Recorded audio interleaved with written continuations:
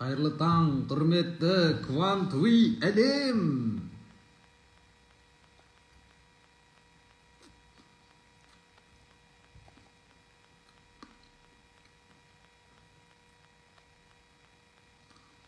Қайырлы таң, құрметті достар, баршаңызды көріп отқаныма қуаныштымын.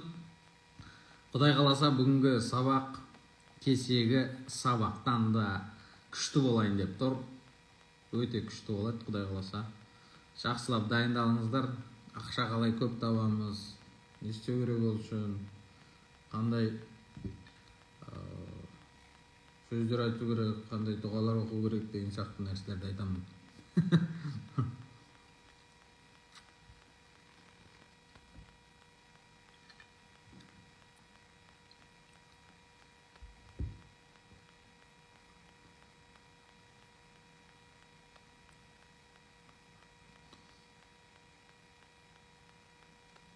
Көрдіңіздер ме?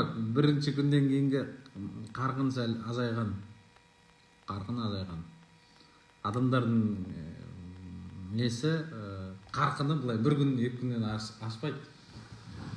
Адамдар ойбай деп эмоцияны беріп не істейді да.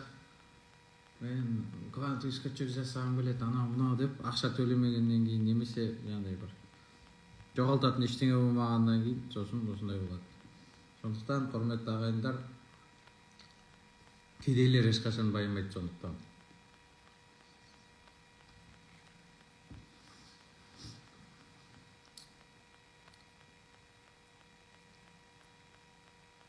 Оралда сағат 5 ұйықтамай күттім дейді.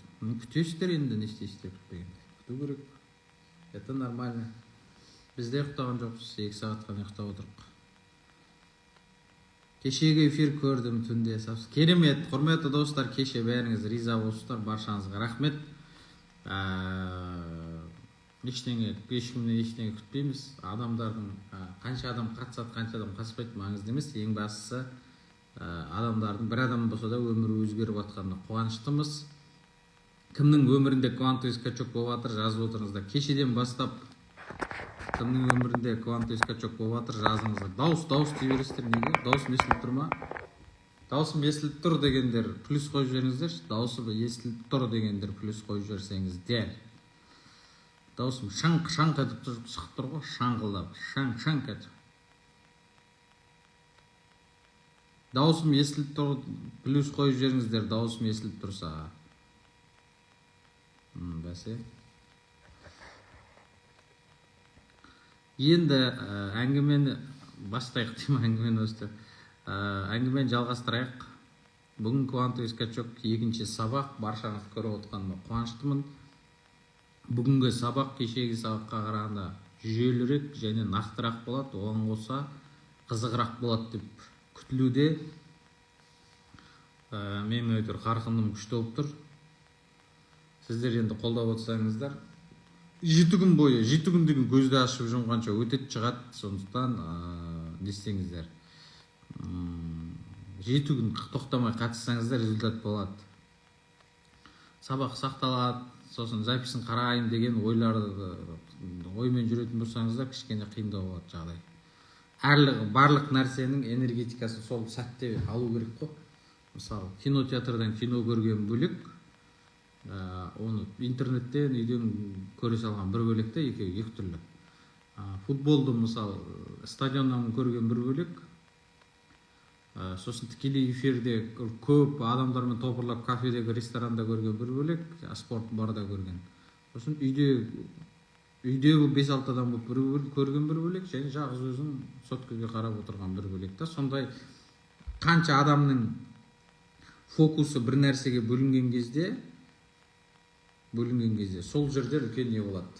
Сол жерде үлкен энергия болады. Неге андай талдарды киелі тал деп бүкіл адамдар айнала берсе, сол шынымен киелі сияқты болып кетеді. Себебі бүкіл энергия сол жерге бөлінеді. Любой бір нәрсені киелі деп миллион адам айналатын болса, сол жер киелі, сол жердің энергетикасы күшті болады.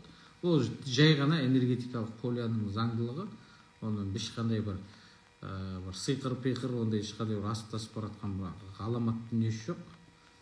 Сол сияқты бір адамға адамдар бір адамды күшті екен деп айта берсе, сол адамның да шынымен күшті болып кетеді. Кечеги тапсырманы орындадыңыздар ма? Кеше тапсырма бердім, керемет 2 тапсырма бердім. Арман миссия туралы. Кім орындады жалпы?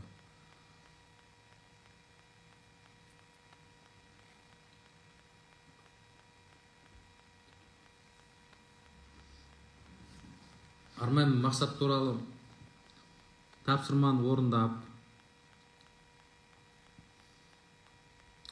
бірінші сабақ осы жерде отырған болсаңыздар, бірінші сабақ парақшаға кіріңіздер, қараңыздар, оқыңыздар, ізденіңіздер, жан-жаққа бүйтіп қараңыздар, не істеп жүрмін мен, неғып жүрмін бұл әлемде деп кішкене талпынсаңыздар, бір сәл-пәл талпыну керек, сәл-пәл былай грамм, 1-2 грамм талпынсаңыздар, барлығы тұр.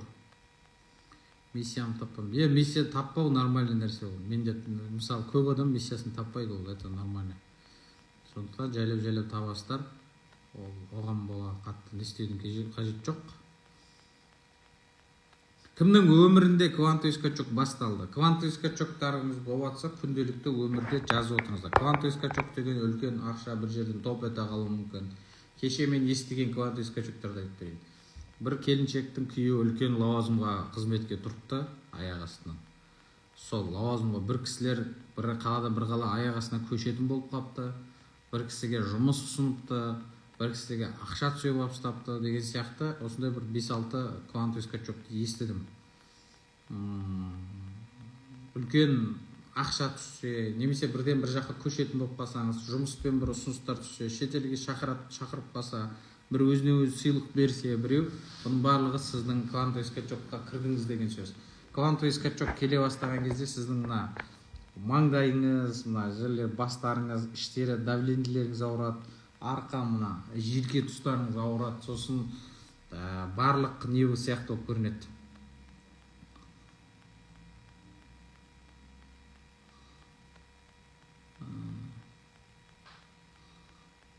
Мен әлемге әйгілі дизайнер болу деген ол миссияға жатпайды да, ол білмеймін, мақсат сияқты нәрсе. Миссия деген нақты мынандай адамға көмектескім келеді деген сияқты, ол туралы жарайды потом. Менде бермей жүрген ақшаң жарсын берді, менің жолым болды кеше дейді. Енді сол жолдарыңыз болса, маған жекеге жазыңыздар, мен оны бөлісем сіздердің. Аттарыңыз көрсетпей жарай ма? Түрлеріңізді аттарыңыз көрсетпей бөлісем. Сонда сіздің энергетикаңызға көп адам тамсанса, жақсы болса, сіздің неңіз не істейді? Сіздің жолыңыз бола береді, қуанышты бөліссең көбейеді, қайғыны бөліссең азаяды дейді. Өзгеріс жоқ. Сондықтан жаңағыдай желкеңіз ауырады, басыңыз ауырады, бір өзгеріс болайын деп жатқан сияқты болып тұрады да. Сосын өзіңізді өзіңіз жыныңыз келіп, өзіңізді өзіңіз арқаңыз қозып жүрген сияқты болады. Бір түрлі болып жүресіз, жыныңыз келіп жүрген сияқты. Негізі бұның бәрі адамның ішіндегі жұлқыныстың нәтижесінде болатын нәрсе. Вулкан атылайын деп жатқан кезде адам өте қалады, сондай. Өзгеріс жоқ, бірақ ішім толып тұр, басым ауырды күн дейді. Өте дұрыс, сол результат бар деген. Менде бірінші иман келтіру еді арман. Намаз бастай алмай жүр едім, бүгін таңда бастадым намазды. Міне карамат. Көрдіңіздер, бір адамның намаз бастауына себеп болды. Ашуланған ол да жата ма дейді. Өзіңіз ашуланып, енді постоянно ашулана беретін болсаңыз, значит, мінезіңіз онша емес деген сөз. Егер кешеден бастап ашулана бастасаңыз, это значит, квантовый скачок болайын деп жатыр деген сөз. Мен өміріңізде нервіңізға тиетін нәрселер болады, жыныңызға тимейтін адамдар жыныңызға тие бастайды, бәрі раздражать ете бастайды, бәрі нервіңізға тие бастайды. Бір кезде өзіңізді өзіңіз күлесіз, бір кезде өзіңізді өзіңіз шынданасыз, сөйтіп қуасыз кішкене. Сондай жағдайлар болады. Жоқ, өзіне өзі проблемалар пайда болып кетуі мүмкін. Кеше аяқ астына ұзын жолды қысқартып берді дейді. Сәлеметсіз бе, менде болып жатыр, жолдасым ақша алып аяқ асты дейді. Жолдасыңыз ақша алады, сыйлық береді, жаңа лауазымға тұрады. Мен ештеңеге зауқым болмай жаттым дейді. Ол да бір квантовый скачок кішігірім деймін, алып келді дейді. Менде кішкене жолым болды дейді. Сауда жақсы болды кеше дейді. Тек бүгінгі күнмен өмір сүрем деп шештім дейді. Тек бүгінгі күнмен және осы сәтпен өмір сүріңіз болды. Басқа күнді Құдай қаласа көресіз. Мен сөйттім дейді. Тестті жақсы тапсырдым дейді. Тамаша. Бұл да квантовый скачок. Желке тұсым ауырды, сосын жасалмай тұрған жұмысым жасап тастадым дейді. Ол да арқам қозып жүр дейді. Міне. 2 айдан бері үйден шықпаған едім, кеше бірден үйден шығып қыдырдым дейді. Енді күлкілі ғой, күлкілі болғанда қызық қандай. үйден шықпай жүрген, үйден шықтым деген сөз ол адам үшін квантовый скачок та. Ол біз үшін күлкілі болуы мүмкін, ол үшін бірақ квантовый скачок. Сондықтан біреудің квантовый скачогына, біреудің арманына, біреудің мақсатына күлуге болмайды, құрметті ағайын. Біреу үшін ол квантовый скачок. Мен де намазға ерте тұрдым дейді. Тамаша. Бұрын кеш тұратын ба едіңіз, не де? Кеше қатты басым ауырып осылай дейді. Бастарымыз ауырып жатса, значит, аяқ астынан өмір менің басым ауырмайды, мысалы соңғы кезде ауыра бастады деген сияқты ғой. Бірінші рет тізем сырқырады, қатты састым дейді. Ол да квантовый скачок. Жүрекке тыныштық керек екенін түсіндім дейді. Ол да квантовый скачок. Сондай болды дейді. Ол да квантовый скачок. Мен марафонға қатысып жақсы орындадым, ең жоғары болған. Ой, красавчик. Мықты квантовый. Маған билет шықты пойызға дейді. Ол енді егер 1-2 айдан бері шықпай жүрген нәрсе, просто ол шықпауы табиғи нәрсе, мысалы. Көп жағдайда болмайды ғой билет деген, мысалы. Батысқа алатын болсаң деген сияқты. Егер шынымен көптен бері ала алмай жүрген билетің шықса, значит, ол да квантовый скачок. Мен спорт залға бардым дейді. Мен бір жылдан бері бара алмай жүрмін спорт залға. Мен ертеңнен бүгіннен бастап спорт залға барсам, менікі де квантовый скачок болады. Менде өзгеріс болмады, бірақ күн бойы энергиямды ашып жүрмін. Есінеу болды дейді. Есінеу болса ұйықтап алыңыз деген сөз. Жаңа филиал ашуды, соның маркетинг жүргізуге ұсыныс түсті. Міне керемет, мынау міне квантовый скачок. Мен реніштерін жібердім. Міне квантовый скачоктың квантовый скачок. Менде басым ауырып раздражать еткен жағдай болды дейді. Керемет. Мен көлік айналуды бастадым дейді. Көлік алуды бастаған шығар. Мен 1 сағатқа шейін ұйықтай алмадым, энергиям тасты. Маған не болды деп жүрдім, мен түсіндім сіздің эфир. Басым ауырды, негізі мен шай ішпейтін едім, шай ішпейтін, шай іздемейтінмін дейді. Мен миссиям ақша көбейсе, үй жоқтарға ипотека болса да ешқандай доход бермеңіз, пайызсыз бөліп төлеу программасын. Ол керемет. Жақсы. Ақындық жалқаулығымнан айырылып жаттым. Летний кухняға свет түсіріп беріп күйеуім дейді. Көп болып жасамай жүрген едім. Ол да квантовый скачок жарайды. Мен қарыз ақшамды алдым, сол ақшаға балаларымды киіндіріп қуанттым дейді. Күшті. Менің жолдасым табысы. Менде ешқандай эмоция болмады, бірақ ақша шүкір түсіп жатыр дейді. Болды ғой, ақша түсіп тұрса болды ғой, зачем эмоция. Қорқынышты түс көрдім, шошып ояндым түнде дейді. Кішкене дәрет алып ұйықтау керек шығар. Дұға уақытта. Мен кеше Алланың құдіретін қатты сезіндім. 3 күннен бері кредит төлей алмай кешіктіргем, кеше төледім қиналмай дейді. О, керемет, міне квантовый скачок.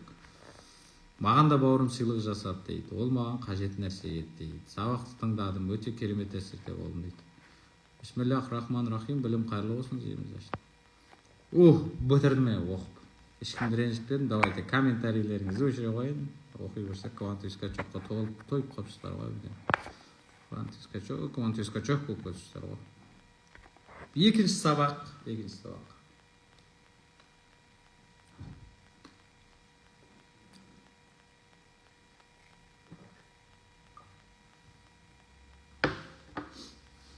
Екінші сабақ. Басынан бастап айтайық енді, не болып жатыр жалпы әлемде, Екінші сабақ. Бұлай болады жалпы. Таңда тұрасыз, проблемаға батасыз. Көп қазақстандықтардың күнделікті өмірі осындай. Таңда тұрады, проблемаға батады, сосын бір мәнсіз ғұмыр кешіп жатыр. Күнде одно и то же қайталана береді. Таңда тұрады, көңілі түседі, айнаға қарайды, өзінің әбіржіп жатқан түрін көреді, шаршап жүрген түрін көреді, қарызға батып жатқан өмір есіне түседі. Қысқасы сондай таңда тұрады, проблемаға батып жатқан өмір. Енді осы бір цикл, қайта осы бір цикл қайталана береді. Осы циклдан бір шығып кету керек қой жағдай. Крысиный бег деген сияқты, крысиный бег деген болады. Бір тышқан тұрады да, бір жерде жүгіре береді, бір неде тұра береді да, мынандай кругта. Сол кругтан былай шығып кету керек. Болды, мен бұлдай болған қаламайым, мен кеттім деп шығып кету керек та, сондай бір күш керек, энергия керек, эмоция керек. Сол күш, энергия қайда пайда болады. Жалпы естеріңізде болсын, адамның бай болу үшін, жетістікке жету үшін білімнің көмегі 10%. Барлық қазақтар білім ала береді. Ана курсыда оқиды, тренингте де оқиды, ана курсыда оқиды, тренингте оқиды. Неге сіздер ақша тауып бай кетпейсіздер, қанша курс оқысаңыздар да? Себебі білімнің көмегі 10%. 10% білім, 40% мышление, 50% окружение деген сөз бар да. араласатын, күнде сөйлесетін, сіз жиі сөйлесетін 5 адамыңыз кедей болса, значит сіз де кедейсіз. Сіз 1000 жеріңізден қымбат тренингке барыңыз, қымбат білім алыңыз, квантовый скачок оқисыз. Күнде сөйлесетін 5 өсекші танысыңыз болса, өсекші досыңыз болса, подругаңыз болса, значит сізде 6-шы өсекшісіз. Түсіндіңіз ба? 5 кредитке батып қалған, қарызға батқан бір 5 әйелмен дос болсаңыз, 6-шы қарызға батқан сіз боласыз. Сондықтан білім алуға барған кезде, бұл жерден тек қана білім алып, теорияны зубрить ете бермей, адамның миында өзгерістер болу керек. Миында, мышлениесінде, жүріс-тұрысында, инсайт дей бересіздер ғой. Инсайт дегеннің екі мағынасы бар. Инсайдерский информация деген болады. Д болса, егер Д болса, ешкім білмейтін ақпаратта инсайт дейді. Яғни Ақордада ертең Алматының мысалы әкімі қылып Өмірзақ Шөкеев тағайындалайын деп жатыр екен, Ерболат Досаев кетейін деп жатыр екен деген ақпарат, ол инсайдерліске ақпарат. Инсайт, яғни ішінде ин деген сөз. Ішінде инсайт, ішкі жағында деген. Яғни Ақорданың ішкі жағында болып отырған өсектер, саяси өсектер. Оны мен біреуден естіп қоям, іште біреу маған техничный айтып жібереді, сөйтіп біліп қоям да, мен жұртқа жай жіберемін деген сияқты. Соны инсайт дейді, инсайды. Инсайт деген сөз бар, Т деген. Ол психологияда қолданатын термин, ол сіздің миыңызды қозғайтын, мышлениеңізге әсер ететін ақпаратты білген кезде, ол инсайт болады, Т болады, Т. Түсіндіңіздер ма? Екеуін ажыратып алыңыздар. Сіздер сол инсайттар алуыңыз керек. Инсайт алуыңыз керек. Яғни құр мына ақпарат, мен айтып отқан ақпараттарды басқа біреу де айтуы мүмкін. Бірақ оның айтқаны тура менің сияқты әсерлі болмауы мүмкін. Немесе тура менің сияқты миыңызды қозғап жібермеуі мүмкін да. Инсайт жоқ. Біреулер айтады, бірдеңелерден оқып алып айтады. Эмоция жоқ, энергия жоқ, соны тыңдап аласыз. Инсайт бермейді. Яғни 10% біліміңізді аласыз, разговор жоқ, әңгіме жоқ. Бірақ ары қарай 40% не жоқ, мышление жоқ. Сосын жарайды, мышлениесі бар, білімі бар, 50% болды, бірақ окружение жоқ. Сондықтан сіздер мына жерде окружение алыңыздар. Бір-бірлеріңізбен сөйлесін. Анда комментарийде жақсы пікір жазған адамдарға жазылып, бір-бірлеріңізбен сөйлесіп, әңгімелесіп, окружение жасап алыңыздар. Себебі сіз күнде сөйлесетін адамдарыңыз, күнде араласатын ортаңыз дұрыс орта болған кезде сіз дамисыз. Сондықтан білім деген 10%, 40% мышление, 50% окружение деп аталады. Сондықтан таңда тұрасыз, проблемаға батасыз, мәнсіз ғұмыр кешіп жатыр. Енді осы бір циклдан қалай шығамыз? Не істеу керек осы циклдан шығу үшін? Осы циклдан шығу үшін не істеу керек? Енді проблемадан проблема бітпейтін проблема. Проблема екі түрі болады. Ақшамен шешілетін проблема, ақшамен шешілмейтін проблема. Ақшамен шешілетін проблема ол проблема емес. Ақшамен шешілетін проблема ол шығын, расход. Кредитің бар, соны кредитті проблема деп жүрсең, ол жай ғана расход. Қанша кредитің бар? 10 миллион кредитің бар. Значит, 15 миллион тапсаң, 10 миллион жабасың. Дұрыс па? 5 миллион қалтаңда қалады. Ипотекада проблема. Қанша теңге ипотека? 18 миллион. 30 миллион тапсаң, 18 миллион ипотеканы жабасың, 12 миллион қалады өзіңе. Яғни ол проблема емес, ол просто доходты көбейту керек деген сөз ғой. Яғни кірісті көбейту керек. Шығыс көбейіп кетсе, демек кірісің аз деген сөз. Кірісті көбейту керек, сонда расходты, шығысты не істейсің? Жауып тастайсың. Яғни саған көбірек ақша табу керек, бұл проблема шешіледі.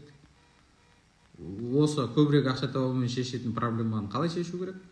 Ақшамен шешілмейтін проблеманы қалай шешу керек? Мен сіздерге бүкіл жолдарын, схемаларын айтып беремін. Ақшамен шешілмейтін проблема болады. Сынақ. Денсаулық мысалы. Денсаулық болмайды бір кісілерде. Бір кісілердің жақындары ауру болады, бір кісілердің жақындары дертке шалдығады, бір кісілердің махаббаттан жолы болмайды, бір кісілердің достан жолы болмайды, бір кісілердің жаңағыдай күйеуден жолы болмайды, бір кісілердің әйелден жолы болмайды, бір кісілердің жаңағыдай көршіден жолы болмайды деген сияқты. Енді ақшамен сатып ала алмайтын проблема заттар бар. Ақшамен берсеңде шешілмейтін проблемалар бар, олар сынақ деп аталады. Бір қызды жақсы көресің, саған қарамайды. Кеше бір жігіт айтып еді, еркектер туралы айтыңызшы деп, әйелдер туралы айтып едім. Еркектер турасына айтайын бүгін. әйелің сені жақсы көрмеймін дейді, 2 бала туды, 3 бала туды, жақсы көрмеймін дейді. Екем оказывается, құр балдар туа бердім. 10 жыл тұрғаннан кейін есіме түсіп жатыр болғанда оқып алады, психология бірдеңелерді қарап алады да, мен сені жақсы көре алмаймын, менде эмоция жоқ, саған деген страсть жоқ дейді аяқ астынан. Айтасың, айналайын, 3 бала қайда қалды? Анау, короче, мен кетемін дейді. Болды.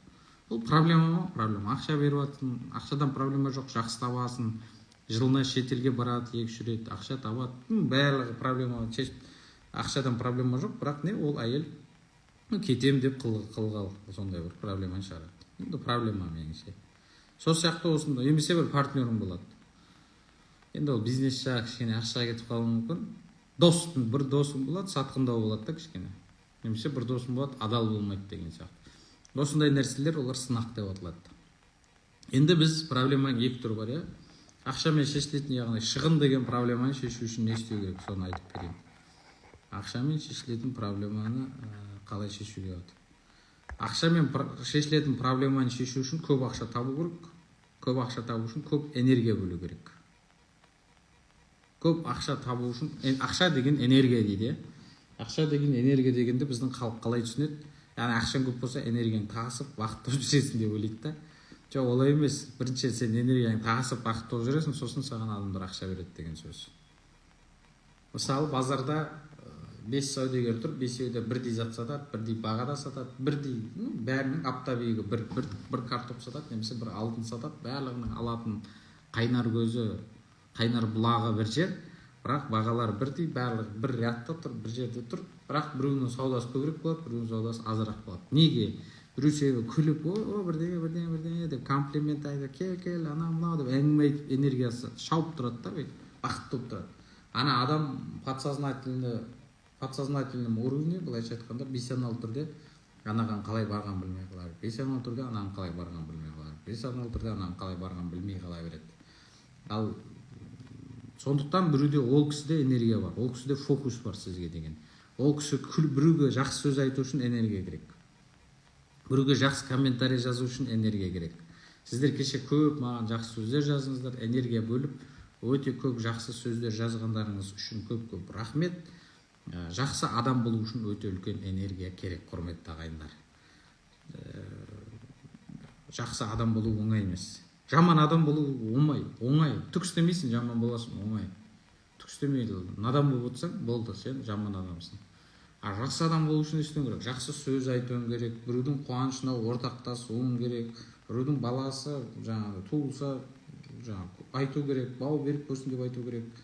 Бір жақыны қайтыс болса, артық айырлы болсын деп жазу керек. Бұл үлкен энергия, звондау керек, көңілін табу керек, той садақадан қалмау керек, шақырған жерден қалмау керек, шақырмаған жерге бармау керек деген сияқты. Бұның бәрі энергия талап етеді да, бұның барлығы үлкен жұмыс. Жақсы адам болу деген оңай емес. Жаман адам болу үшін үйден шықпай жат, өмір мені қинайып жіберді, Құдай маған бір мейірімін бөлмеді деп, әркім Құдайды жамандап, адамдарды жамандап жатсаң болды, жаман адамсың болды. Ешқайда шықпасаң, значит сенде энергия жоқ, яғни сен жаман адамсың, автомат түрде болды. Жақсы адам болу қиын. Сол сияқты бай адам болу да қиын. Бай болу үшін үлкен еңбек ету керек, завод, фабрика салу керек, компания ашу керек, оны тіркеу керек, ана цонға бару керек, налогыға бару керек, адамдар партнерлармен сөйлесу керек, біреу жұмысқа алу керек, ол еще жұмысқа аласың, еще жалақы бересің, еще ол әңгіме, ол сабақ жұмысқа келмей қалады кейде. Оның еще бас ауырады, ол жұмысты өзің істейсің, сосын ол жұмысын шығаратын кезде ол ренжиді. Сосын орнына басқа адам табасың. Проблема да, тұрған проблема. Бай болу деген, бизнесмен болу деген тұнып тұрған проблема. Сол үшін көп адам бизнесмен болғысы келмейді. Басын қатыра бастамайды, одан кедей болып жүре берейінші құрсашы.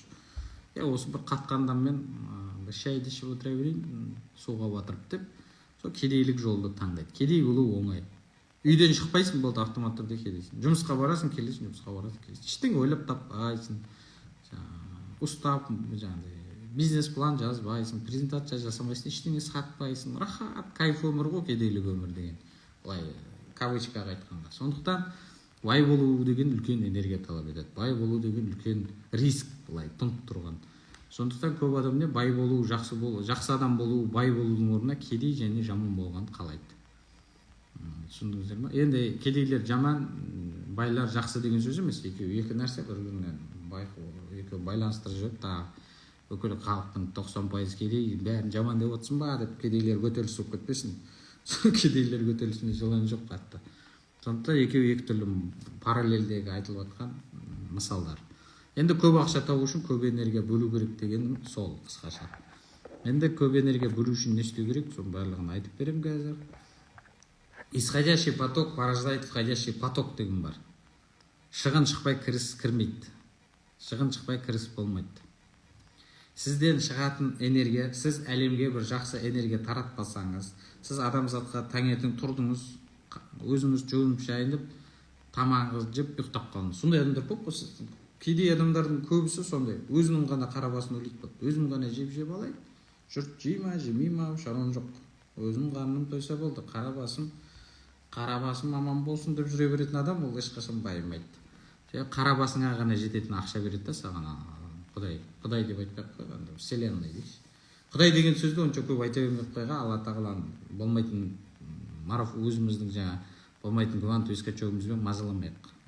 Сұрайтын кездер болады ол кісіден деген қалай кетті, Құдай сақтасын. Вселенныйдан деп айта беремін, жаңдар өздеріңіз түсінесіздер. Пространство деп айтамын деген сияқты. Сондықтан исходящий поток порождает входящий поток. Бір поток шығармасаңыз, энергия шығармасаңыз, әлемге бірдеңе бермесеңіз, сізге үлкен ақша келмейді. Не үшін Билл Гейтс, Илон Маск дегендер миллиардер доллар? Себебі олар қазақтың ғана қамын ойлайын, өзімнің еврейімнің ғана қамын ойлайын, өзімнің американымыздың әр американдығым, америкалық менің жалғызым, әр америкалыққа ғана жаным ашиды деп отырмайды олар. Олар бүкіл әлемге жаны ашиды. Сондықтан оған Алла тағала не? Еврей болмақ түгілі атеист болса да оған үйіп төгіп берген байлықта. Себебі сенің Құдайға тіліңмен сенген бір бөлек, ісіңмен сенген бір бөлек.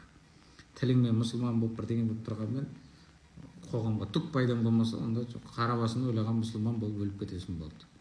Оның қасында елге пайдасын тигізетін, жерге пайдасын тигізетін, адамзатты көркейтетін атеист 1000 есе артығырақ та, былайша айтқанда.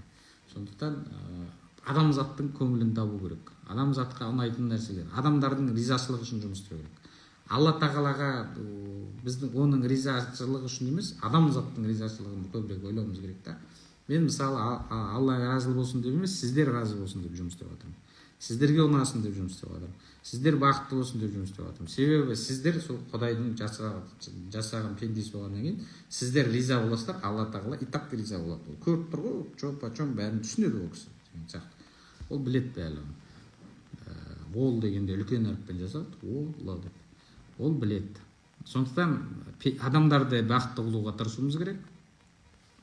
Сондықтан егер сіз рулық деңгейде ойланатын болсаңыз, тайпалық деңгейде ойланатын болсаңыз, өзіңіздің жаңағы бір руыңыздың ғана, әулетті ғана қамтамасыз ететін идеялармен бас қатырасыз. Яғни мен өзім байысам болды, папам інісі бар, соның баласына көмектесем, папам ағасы бар, үлкен папам бар, соның балдарына көмектесем болды, басқалармен шаруам жоқ. Осы 5-6 1-2 поколенияны қамтысам болды, шаруам жоқ қалғандармен деген идея болатын болса, демек соларға ғана жететін сізге ақша беріледі, соларға жететін ғана деңгей беріледі. Құс келіп тұр, керемет. Квантовый скачок болып жатыр, мына жерде бір құстар келіп жатыр. Сондықтан енді біреу болады, біреу рулық тайпалық деңгей деген ұлттық деңгейде біледі. Қазағым бақытты болса болды, қазақ байысын болды, қалғанмен шаруам жоқ дейді. Ол қазаққа ғана бақытты қыла алатын ақша береді. Мысалы, мен қазақ, мұсылман, еврей, тағы не бар, христиан, тағы бірдеңе, буддист деп бөлмейді екен, маған бәрібір. Енді әрине ақша болса бірінші қазақтың жағдайын жасайсың ғой, әрине түсінікті, қазақтың жағдайын жасайсың, сосын барып басқа ұлттардың деген сияқты. Маған бүкіл әлемді өзгертетін идеялар керек, мысалы. Мен сондай идеялармен ауырамын. Сол идеяларды сұраймын Құдайдан деген сияқты. Сондықтан сіздер қанша адамға көмектесе алатын энергияны шығарғыңыз келеді. Сол энергияны шығарған кезде сіздерге сондай ақша келеді. Шығын шықпай кіріс кірмейді. Исходящий поток. ешкімге звондамасаң, ешқандай рилс салмасаң, ешқандай сторис салмасаң, маған менде неге сауда жоқ, маған неге ақша түспейді деп ренжудің қажеті жоқ. Рилс түсірмейсің ба, түсірмеймін. Сторис салмайсың ба, салмаймын.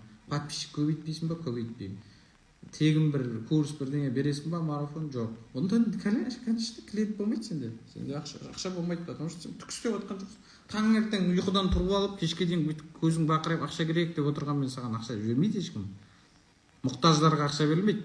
Кім еңбек етеді, соған ақша беріледі. Кім энергия шығарылады, соған ақша беріледі. Мына бейшара мұқтаж екен ғой деп. Мен мұқтажбын, маған бер деген болмайды. Сен еңбек етесің, пространство и так саған береді. Андай не болмау керек та? Невежество дейді ғой сондай. Енжарлық болмау керек. Мен мұқтажбын, маған беріңдер, білмеймін. Извини, конечно, ол Құдай береді саған, Құдай береді. Пространство береді саған. Сондықтан режиме. Исходящий поток порождает входящий поток деген нәрсе сол. Енді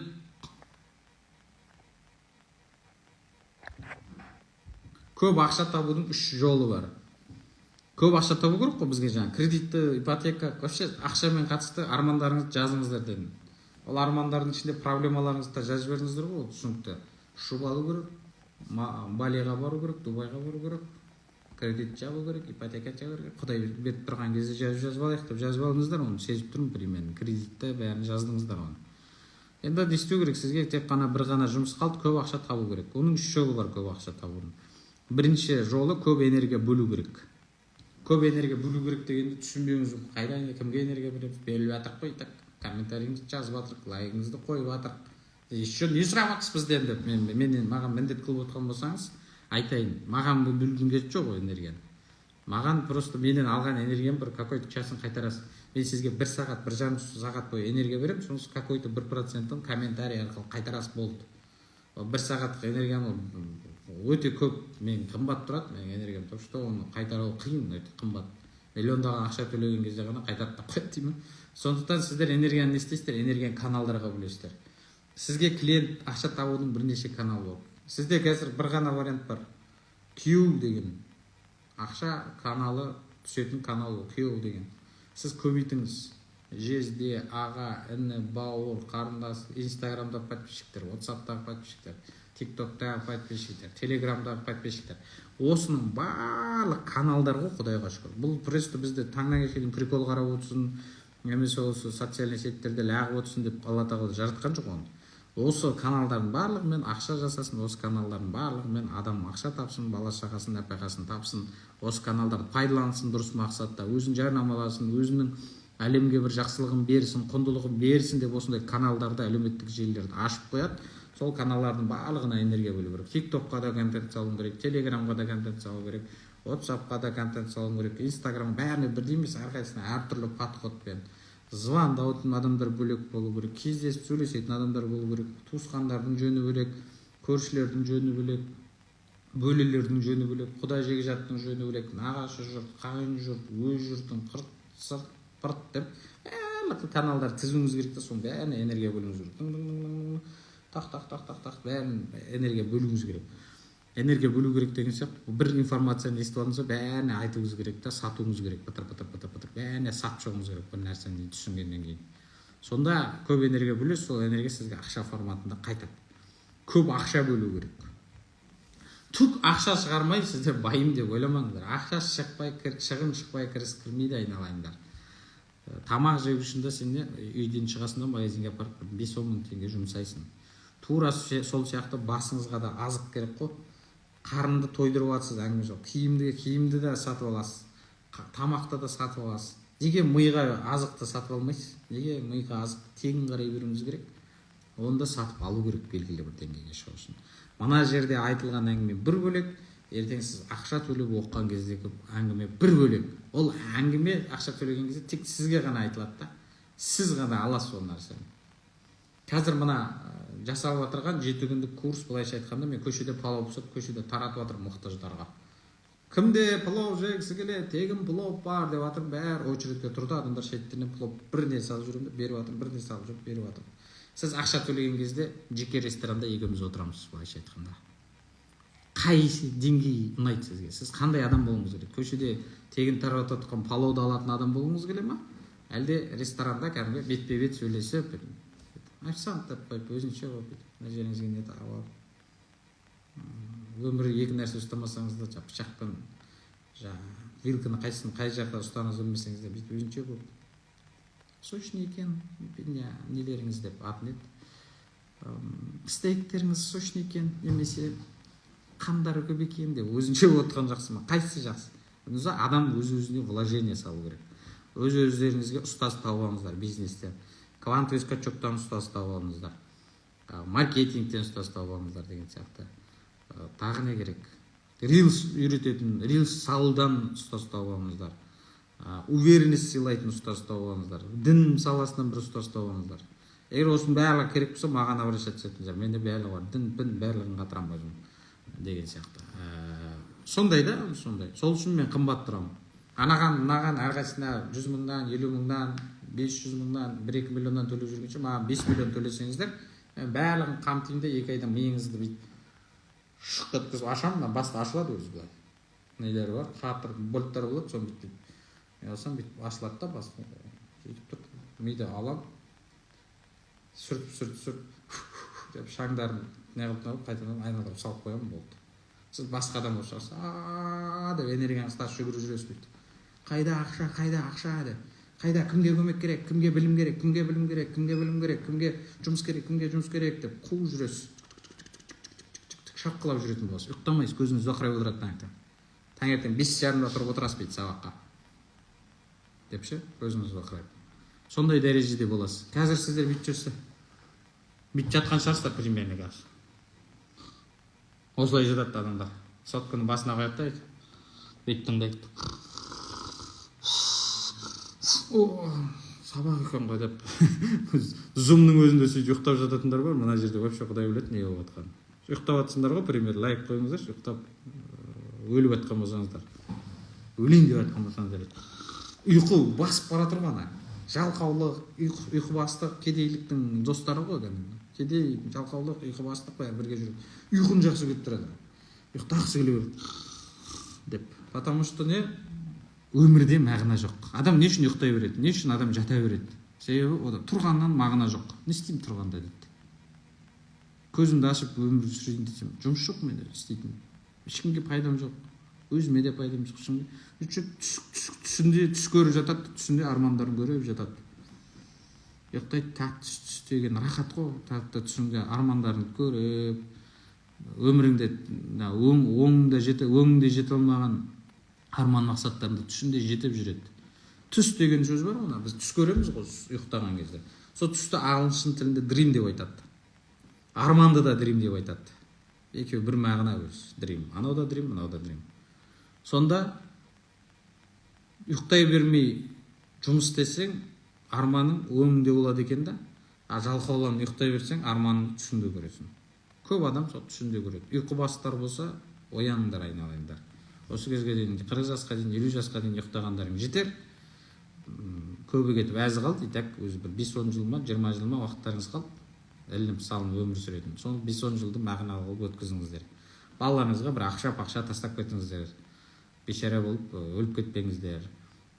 Ізіңізден бір мұра қалдырып кетіңіздер. 1-2 кітап жазып кетіңіздер. 1-2 контент қалдырып кетіңіздер. Ертең жоқ болып кеткенде бейшара 5-6 рилсі бар еді, соны қарап отыратындай. Хотя 5-6 рилс түсіріп кетіңіздер. Жарай ма? Просто так келіп өмірге келіп, ішіп жеп кетіп, мал сияқты өліп кете бермеңіздер. Кішкене бір адамзатқа, қоғамға бір пайдалы бірдеңе істеп кетіңіздер. Бір жаңалық жаратып кетіңіздер, компания құрып кетіңіздер, бір парақша қалдырып кетіңіздер артыңыздан. Балаларыңыз айтып отырсын, шешеміз, әкеміз кезінде бейшара мына парақшаны жүргізіп еді, 100 мың подписчикке жеткізіп еді. Көз тірісінде осы парақшасын жақсы көретін бізге беріп кетті деп айтып отырсын да. Қазіргі заманда сондай қылып айтатын шығар еді. Банкке, депозитке ақша тастап кетіп, рахмет, соның арқасында қазір тайраңдап жүрміз деп айтып отыру керек қой балаларыңыз. Сондықтан өздеріңіз бай болмасаңыздар да балаларыңыздың бай болуына жол ашып кетіңіздер. Көп ақша бөліңіздер сондықтан. Ұстазға өзіңіз ұстазға бөлмейсіз ақшаны. Өзіңізге бөлесіз ақшаны. Сіз өзіңізге деген сіз ресторанға бөлдім деп айтпайсың ғой, барып тамақ жейсің, мысалы, қымбат ресторанда. Столовойда 2000 теңгеге жейтін тамақта 15-20 мыңға рестораннан жейсің.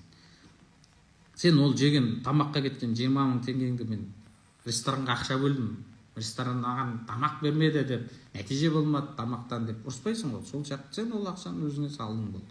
Тура сол сияқты наставникке, жаңағы менторға, коучқа берілген ақша ол өзіңе берілген ақша болды. Міндет қылдың жоқ. Мен саған ақша бердім, менің алдымда ламбада биле, менің алдымда давай жүгір секір, менің қызметімді жаса деген болмайды. Ол официант емес саған. Сен ұстаз деп барып тұрсың. Ақша бересің, еще тағзым етіп айтқанын орындауың керек. Бүкіл жаңағы жасың үлкен болуы мүмкін, тағы бірдеңең үлкен болуы, бойың ұзын болуы мүмкін, салмағың ауырлау болуы мүмкін ұстазға қарағанда, немесе байлығың көбірек болуы мүмкін, бірақ сол ұстазды сыйлайсың, басқа вариант жоқ. Ақша бересің, еще сыйлайсың, сол не айтады, құп болады деп орындап тұрың керек. Сонда ғана сенің жолың ашылады. Сен анау мынау деп жүретін болсаң, әріңді мін тағып, анаған бәрін үйретпеді, маған бәрін үйретпеді деп бәлеқор болып жүретін болсаң, жалақор, бәлеқор болып жүретін болсаң, жүре бересің өмір бақи. Бәлеқор, жалақор. Ешқашан саған нормальный ұстаз келмейді, саған бір аннан мындан қашқан бір ырың-жырың, ырду-дырду адамдар кездеседі. Потому что сен өзің сондай шала адамсың, саған да шала адамдар кездеседі. Сондықтан көп ақша бөліңіздер өздеріңізге деп жазып қойсам түсініксіз болып қалады. Сондықтан ұстазға ақша былай по факту бергенмен өзіңізге бөлініп жатқан ақша. Енді сосын көп фокус бөлу керек. Көп фокус деген сөз бүкіл вниманиені осы жұмысқа салу керек, бүкіл вниманиені осы ақша табатын тірлікке салу керек. Сосын тек қана сіздің вниманиеңіз жеткіліксіз команда деген болады. 4-5 адам бір нәрсеге бүйтіп қарап отырса, сол нәрсенің энергетикасы не істейді? Өзгереді. Ана қазақтар айтады, көз тиді, сөз тиді дейді. Ол көз тиді, сөз тиді деген энергия деген сөз ғой. Энергетический поле, барлық адам энергиясы бір адамға керемет екен десе, ол аяғы шалып құлауы мүмкін да, мысалы. 10 жігіт тұр, бір қыз өтіп баратыр. Бәрі бүйтіп жалт етіп қарады 10 жігіт.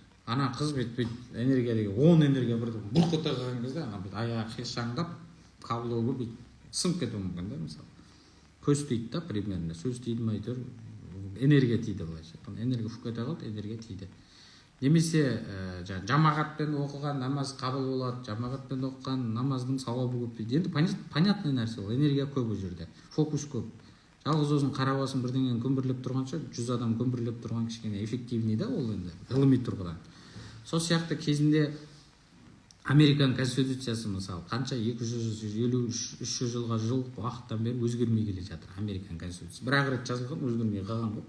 Біздің конституция жыл сайын өзгереді, 40 рет өзгереді примерно. Ана жер өзгереді, мына жер өзгереді. Ана елбасын алдық дейді, салдық дейді, анау бірдеңе тию керек, тиісу керек дейді, тиіспеу керек дейді. Қуып жүре береді. Конституция деген бір туалетный бумага сияқты болып қалды.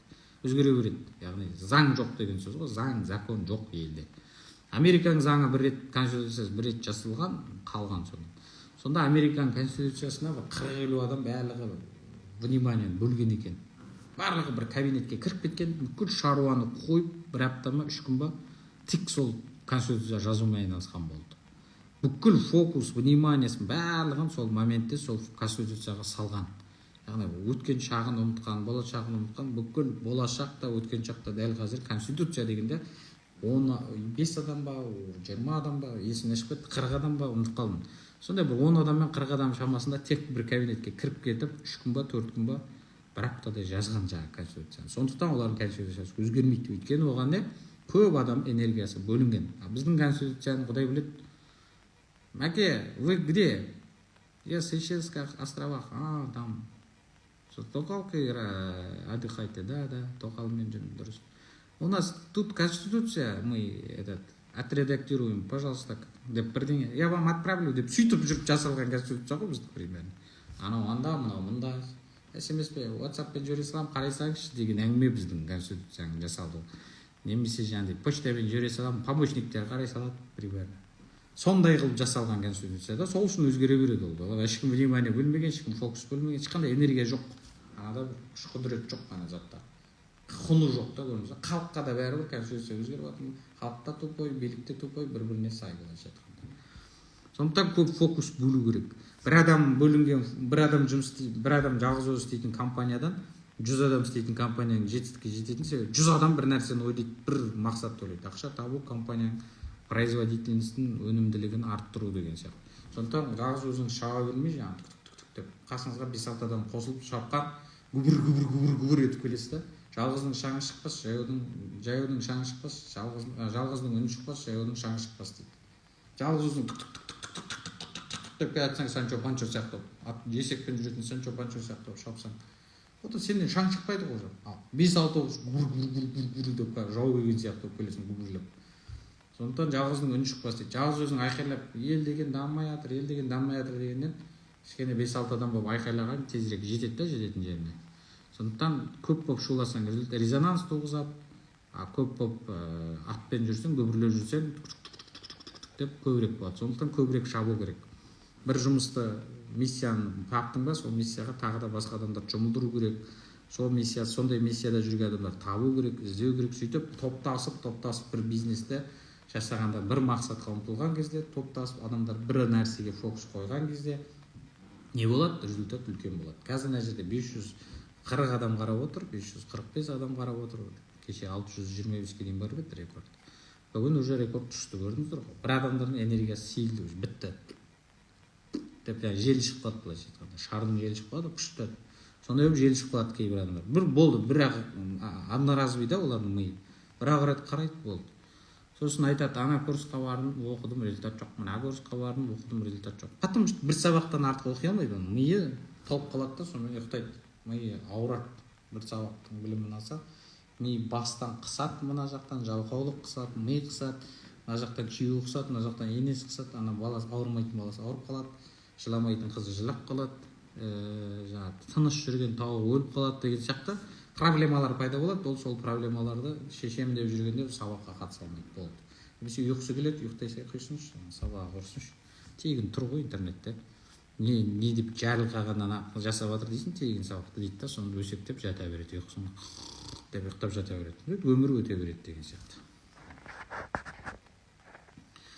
Көп фокус қою керек. Түсіндіңіздер ғой, көп ақша табуын. Жақсы цифр шықты. Енді келесі.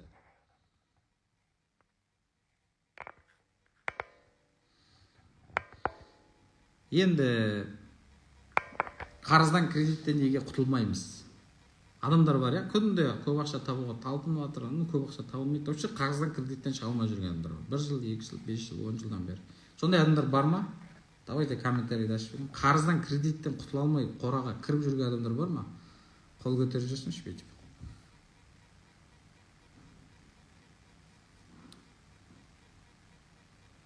Әңгіме ұнап жатыр ма? Комментарий жазып жіберіңіздер, бір ауыз сөз. Керемет деген сияқты. Бар дейді. Жанар Төлегенова дейді. Бар дейді. Бар дейді. Вот тыңдаңыздар онда, айналайындар. Жұрттар бір құлағымен бүйтіп тыңдап отырса, сіз екі құлағыңызбен тыңдап отырыңыз. Ана күйеуіңіздің, әйелдеріңіздің де құлақтарын қастарыңызға жалғап қойыңыз бүйтіп. Қанша көп құлақ болса, сонша көбірек әсер етеді сіздерге. Жақсылап тыңдаңыздар, айналайындар. Сіздерге ұрсам қазір.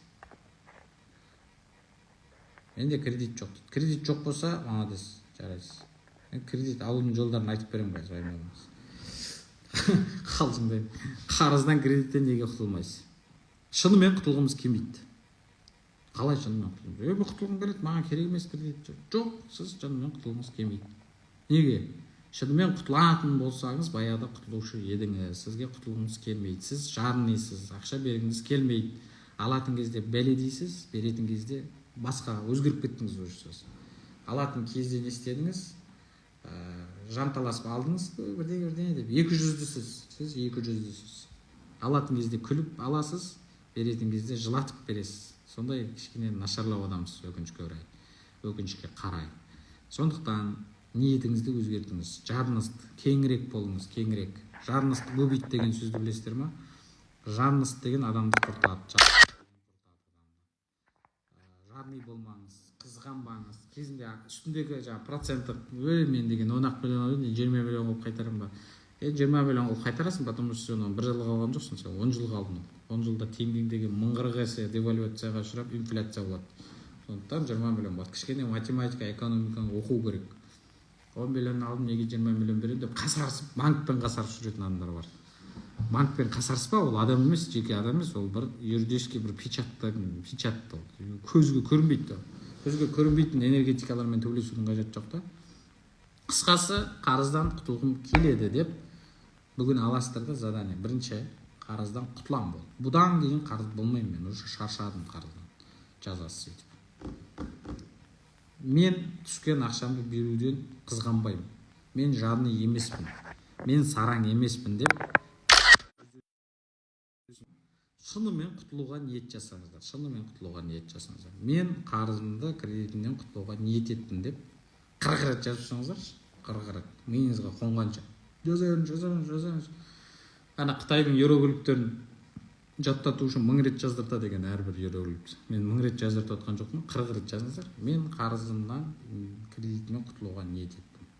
Шын ниет еттім. Түскен ақшаны қызғанбаймын. Түскен ақшаны қызғанбаймын, жадный болмаймын, сараң болмаймын. Кезінде көмектесті ғой саған, бер, қайтарып бер болды. Сондықтан осындай ниетті дұрыстау керек, сараңдықты қою керек. Сосын көп адамдар бар. Не үшін қарыз жауып тастамайсың десе, айтады, қарызым жауып тастаса, менде мотивация болмай қалды, мен жұмыс істемей қоямын дейді, үйде жатып аламын дейді. Сондай адамдар бар. Кредит ала беретін. Ауру, кредиттің несі?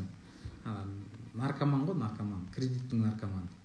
Курстың наркоманы, тренингтің наркоманы болады. Курсқа, тренингке бармаса, басы ауырады. Шай ішпесе басы ауырады, 5 шай ішпесе басы ауыратын әйелдер болады. Дұрыс сол сияқты курсқа бір ай курс оқымай қалса, басы ауырып, өз-өзін жек көріп отырады. Ешқандай курстан нәтиже шығармайды, ешқандай тренингтен оның ақшасы өзгеріп жатқан жоқ. Ол да квантовый скачок, байлық, анау-мынау келіп жатқан жоқ, бірақ соны салып қойып, ана инені тамырдан жырып қойып бүйтіп отырады.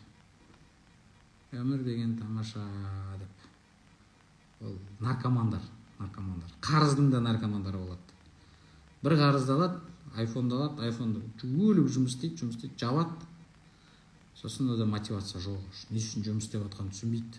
Ода қарыз жоқ қой, білмейді, не үшін сасып қалады бейшара. Деп наркомандар бүйтіп қалтырап қалады бүйтіп. Деп қалтырап бүйтіп. Жындан, деп. Сосын қайтадан бір шетелге тур дейді да, бір не алып тық. Қайтадан несіне түседі, өзінің вайбына түседі былайша айтқанда. Сондай наркомандар бар. Яғни қарыздың мотивациясы оған ұнайды. Мотивация екі түр болады. Алдыңнан сәбіз тұрады, сәбіз жүгіріп жүресің, сәбіз жеймін деп жүресің. Артыңнан түртіп тұратын сәбіз болады.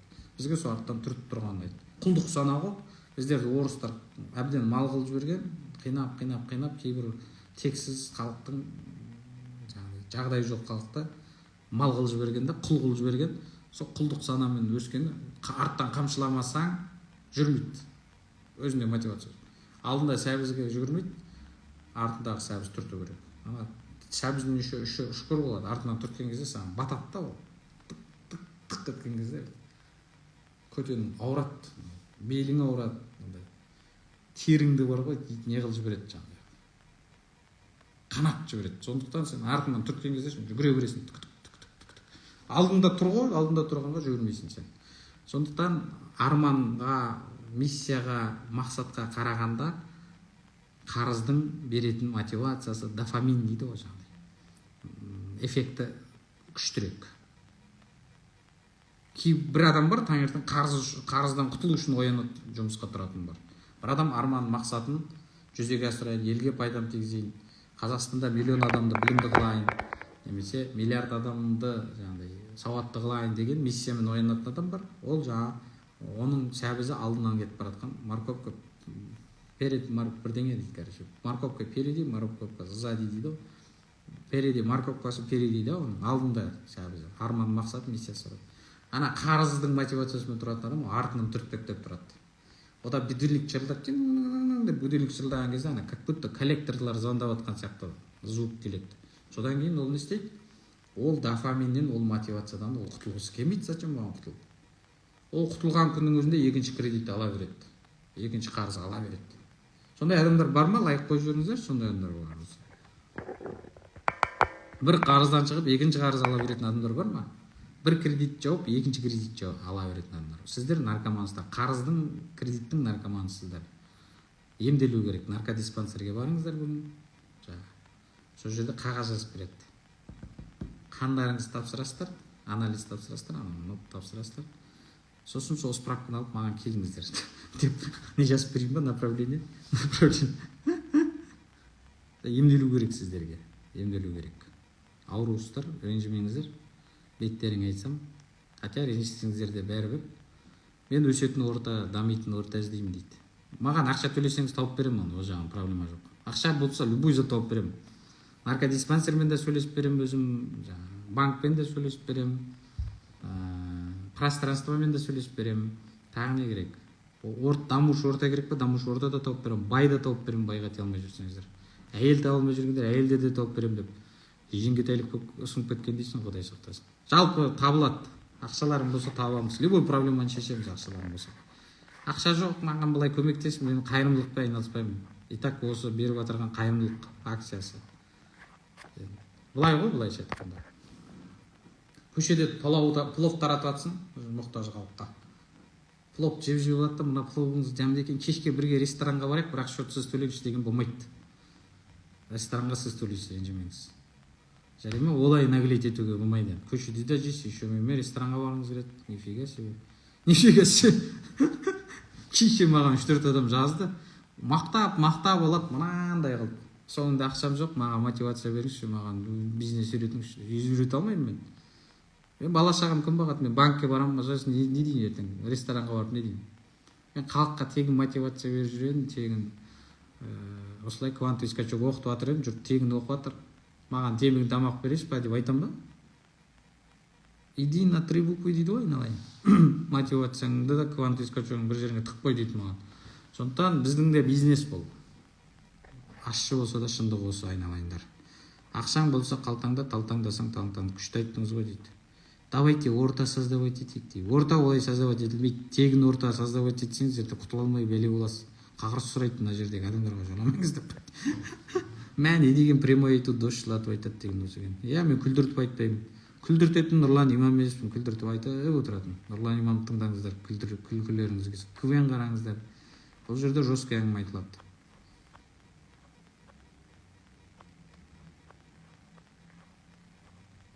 Прямой айтам, прямой тек. Көңілге келсе де, келмесе де ренжімеңіздер, иә?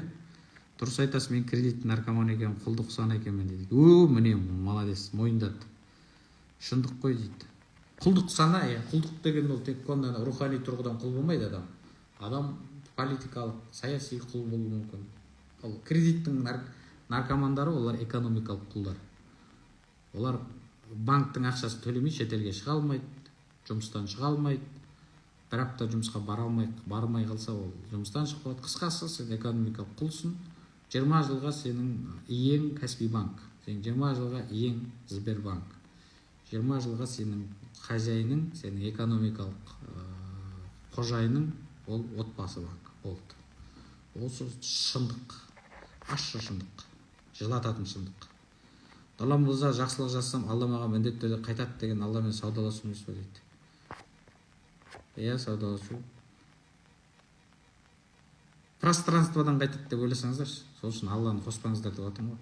Мен сол қарызға қалай кіргенімді өзім білмей қалам, шаршадым дейді. Ол білмей қалады. Наркомандар да өзінің қалай наркоман болып кеткенін білмей қалады. Ана ставка тігетіндер, лудомандар бар ғой, ставка тігетін, казино ойнайтын. Олар да өзінің қалай ставка тігіп қойғанын білмей қалады. Ауру ғой ол. Мен де кредит наркоман екенмін дейді.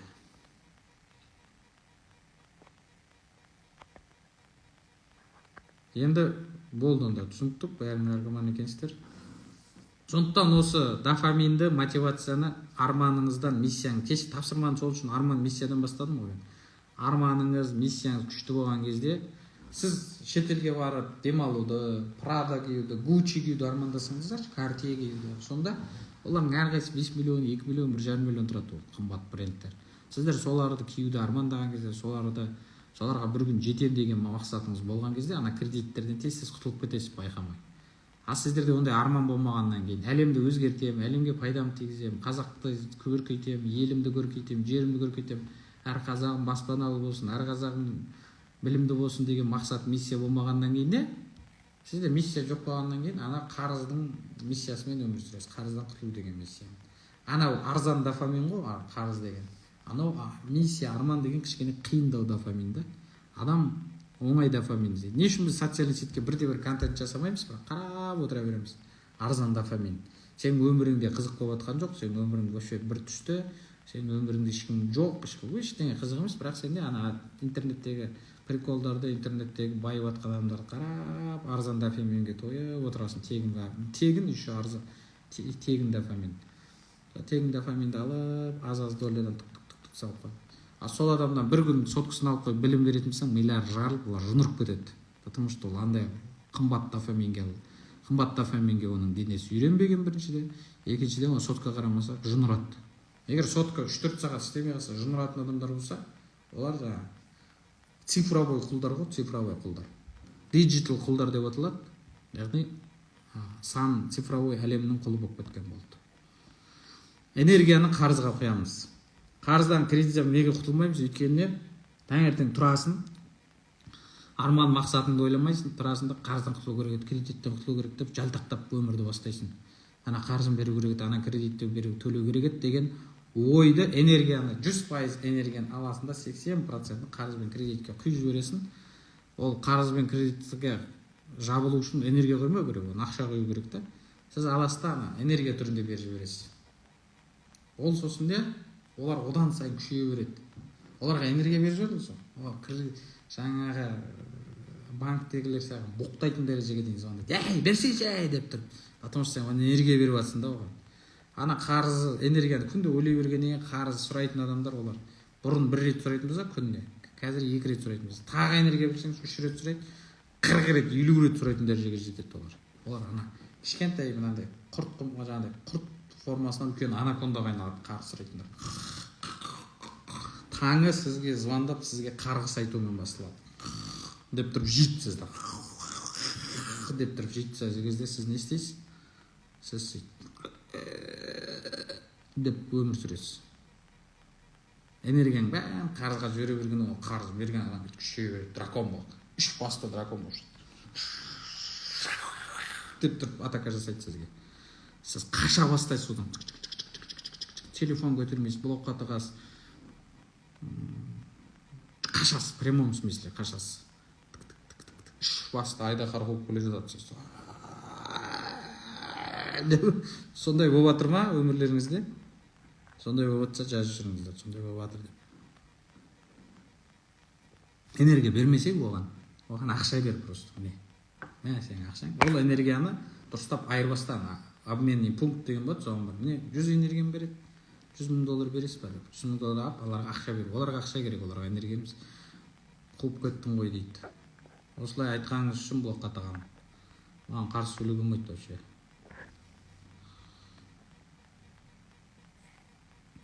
По факту әңгіме ғой, дұрыс па? Қоғамды қуатын ештеңесі жоқ.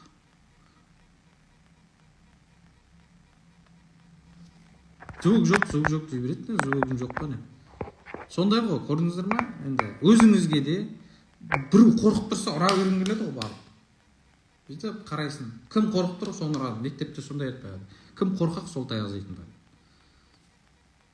Анар ханым, сіз брендке қызықпау, ненормальный ма, бірдеңе ма, құдаймен саудаласу ма деп что-то ұнамайтын сұрақтар қойып отырсыз ғой. Темадан ауытқып кетіп жатсыз ғой вообще. Сонда түсіндіңіздер ма? Кім сізді қорқып тұр, сіз соған атака жасайсыз. Жұмыста да 10 жұмыс жатса, қорқып қоян сияқты отырып, соған ұрса бересің. Түсіндіңіз ба? Қорқып тұрған адам подсознательно білмейсің не үшін оған ұрсып отқан, бірақ соған ұрса бересің, басқалар естісін деп. Потому что аны өзі тартып тұрады, өзі таяқ, мені ұршы, мені соқшы, мен жертва болғым келеді, мен страдать еткім келеді деп соны қалап тұрады. Сіз де энергияны аналарға бере беретін себебіңіз оларға жібересіз. Олар басқа шаруасымен өзінің арман мақсатын құрумен айналысып отыр. Ысқырасып, бергендер, менен қаржыстыраңдар, мә деп. Өзіңізді өзіңіз полит етесіз былайша айтқанда. Сосын алады да, айтпақшы сен бізге беретін қаржың бар, қашан бересің деп саған атака бастайды. Сен өзің тілеп аласың да басыңа, өзің тілеп аласың былайша айтқанда. Энергия бөлу арқылы. Түсіндіңіздер ма? Неге кеше Кербалаев ақша жоқ дедіңіз дейді. Сіз де блокқа тығып жіберейінші, Кербалаевтардың басқа жерге барып айтарсыңдар, айналайындар.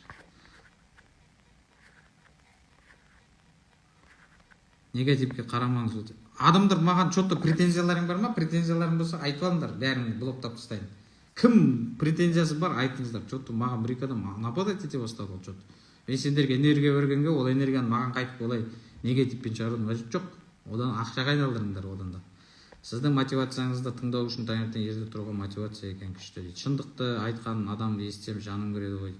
менде болды, бірақ қанша қашасын ақыры әрекетке көшіп сол проблемалардың шешілу жолын қарастыруға көштім. Мен жайлап шешіле бастадым. Дұрыс, қашпау керек, одан керек емес. Өте дұрыс айтасыз. Енді көрдіңіздер ғой, энергияны не істеу керек? Қарызға бөлмеу керек. Таңертең тұрғанда энергияны арман, мақсатқа, жұмысқа бөлу керек болды. Сосын ол ақша келеді, ол ақшаны аласың, анаған бересің. Оларға топқа ақша керек. Оларға сіздің ақталуыңыз, оларға сіздің жағдайыңыз, оларға сіздің жаңағы проблемаңыз қызық емес. Оларға сіздің энергияңыз да, эмоцияңыз да қызық емес. Оларға только ақша керек болды. Банкке звондап, сендерге энергия берейін ба, давайте бір анекдот айтып берейін, настроениеңізді көтерейін деп айта алмайсың ғой.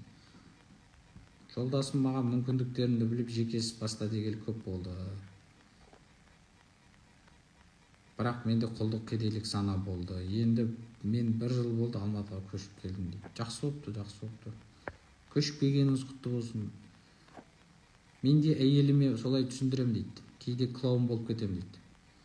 Клоун боламыз. Біз әйелдердің алдында клоун болу үшін жаратылғанбыз, ер азаматтар. Амал жоқ. Бала-шағаның болашағы үшін, елдің ынтымағы үшін, бір отбасының күйремеуі үшін клоун да боласың, басқа да боласың. Бір нәрсені көп ойлау арқылы сол нәрсеге энергия кетеді деген рас. Не нәрсеге энергия бөлесің? Проблемаға энергияңды бөлсең, проблема көбейеді. Жақсылыққа, бизнеске энергияңды бөлсең, бизнес көркейеді. Проблемаға, қарызға энергияны бөле берсең, ол көбейе береді. Қарыз да, проблема да көбейе береді. Сондықтан сізде таңдау тұрады таңертең. Міне, Нұрлан, саған 100% энергия бөлдім. Проблемаға бөлесің ба осы энергияны, или ақша табуға, жақсылық жасауға бөлесің бе? Жақсылық жасау. Не үшін мен таңертең 6-да қойып қойдым? Себебі таңымды жақсылық жасаумен, адамзатқа пайда тигізумен бастағым келеді. Түсіндіңіздер ма? Таңертеңнен бастап мен сіздерге эмоция беремін, сіздер сол эмоцияны маған бересіздер, бір-бірімізге эмоция береміз. Эмоция деген энергия алмасамыз, сосын жұмысқа бақытты болып барамыз. Неге аптаның басында қойдым, осы апта бір жақсы болсын деп. Көрдіңіздер ғой, біз жақсы ниетпен тұрамыз да, 1 сағат, 1,5 сағат білім алу деген оңай емес қой. Бұрын кредит төлеу керек деген оймен тұратын едік, содан екен ғой дейді. Таңертең кредит төлеу керек деген оймен төлесең, ана сразу коллектор звондап тұрады жарты сағаттан кейін. Оны ойламасаң звондамайды ол. Бірақ қазір жолдасым надежду потерял дейді. Потерять еткен заттарды емес, тапқан заттарды айтыңыздар. Соңғы кезде миым шатасып, не істеп жүргенімді өзім білмей жүрмін. Өзі солай болады өзі. Сізді тыңдап жүріп, жұмысқа дейін біраз жұмысын тындырып тастадым дейді. Рахмет. Керемет, күшті, Алла разы болсын. Енді көрдіңіздер ғой, не үшін құтылмайтыныңызды айттым. Енді құтылу үшін не істеу керек? Не істейік құтылу үшін? Құтылатын вариантты қарастыру керек қой.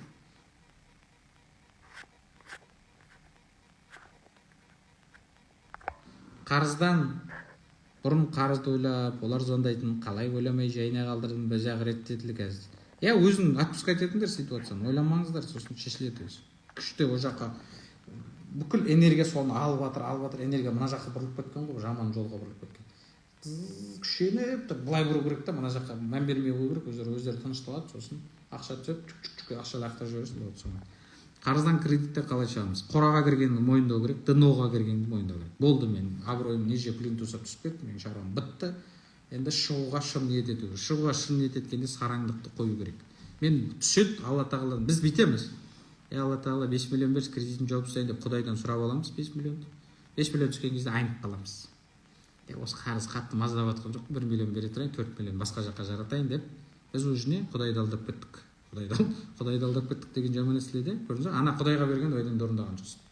Құдайдан қарызға кредитін жабамын, қарызын жабамын деп ақша сұрайсың, ол ақша түскен кезде сараңдығың оянып кетеді, 200-лігің қосылады, оған кішкене надандығың қосылады, соның бәрі қосылып, ананың 20% бересің, қалған нәрсені басқа бірдеңе сатып аласың. Сөйтесің де сен қарызға кіре бересің. Қарыздың мышлениесі солай болады.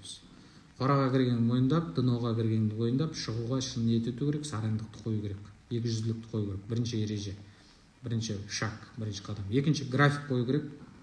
Бүкіл қарызы бар адамдар жазыңыздар списке. Бәрі списке жазыңыздар да барлығына график қойып шамамен. Бәріне звондап шығу керек. Сенен 5 миллион алдым ба, міне 1 миллионнан 5 ай бойы беріп тұрамын. Басқа вариант жоқ братан менде. Болды. Жақсы, ол жарайды дейді. Мен қазір 100 мың лақтырып қоямын, или қазір 500 мың лақтырып қоямын.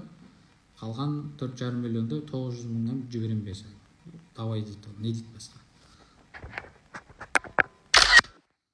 График қоясыз, бәрімен келісесіз. Главный телефонды көтересіз, сөйлесесіз. Өздері звондамай, сен звондап шешіп тастаған дұрыс та лучше. екінші шаг. Үшінші, энергия, фокус, назардың бәрін көп ақша табуға, адамзатқа пайдалы болуға, жұмыс жасауға, бизнеске қоясың, оң жаққа. Болды. Сол ақша түседі, анаған жіберіп отырасыз график бойынша. Осы график бойынша, мысалы, саған бүкіл қарыздарың жабуға саған 2 миллион керек. Сен цельді 2 миллион табу деп қойма, цельді 5 миллион табу деп қой. 1 миллионды жина, 2 миллион бала шаға анау-мынауыңа жарат, 2 миллионды қарызға бер. 1 миллион запаста тұрсын, ол керек болады. Қарыздан, кредиттен осылай шығасыздар.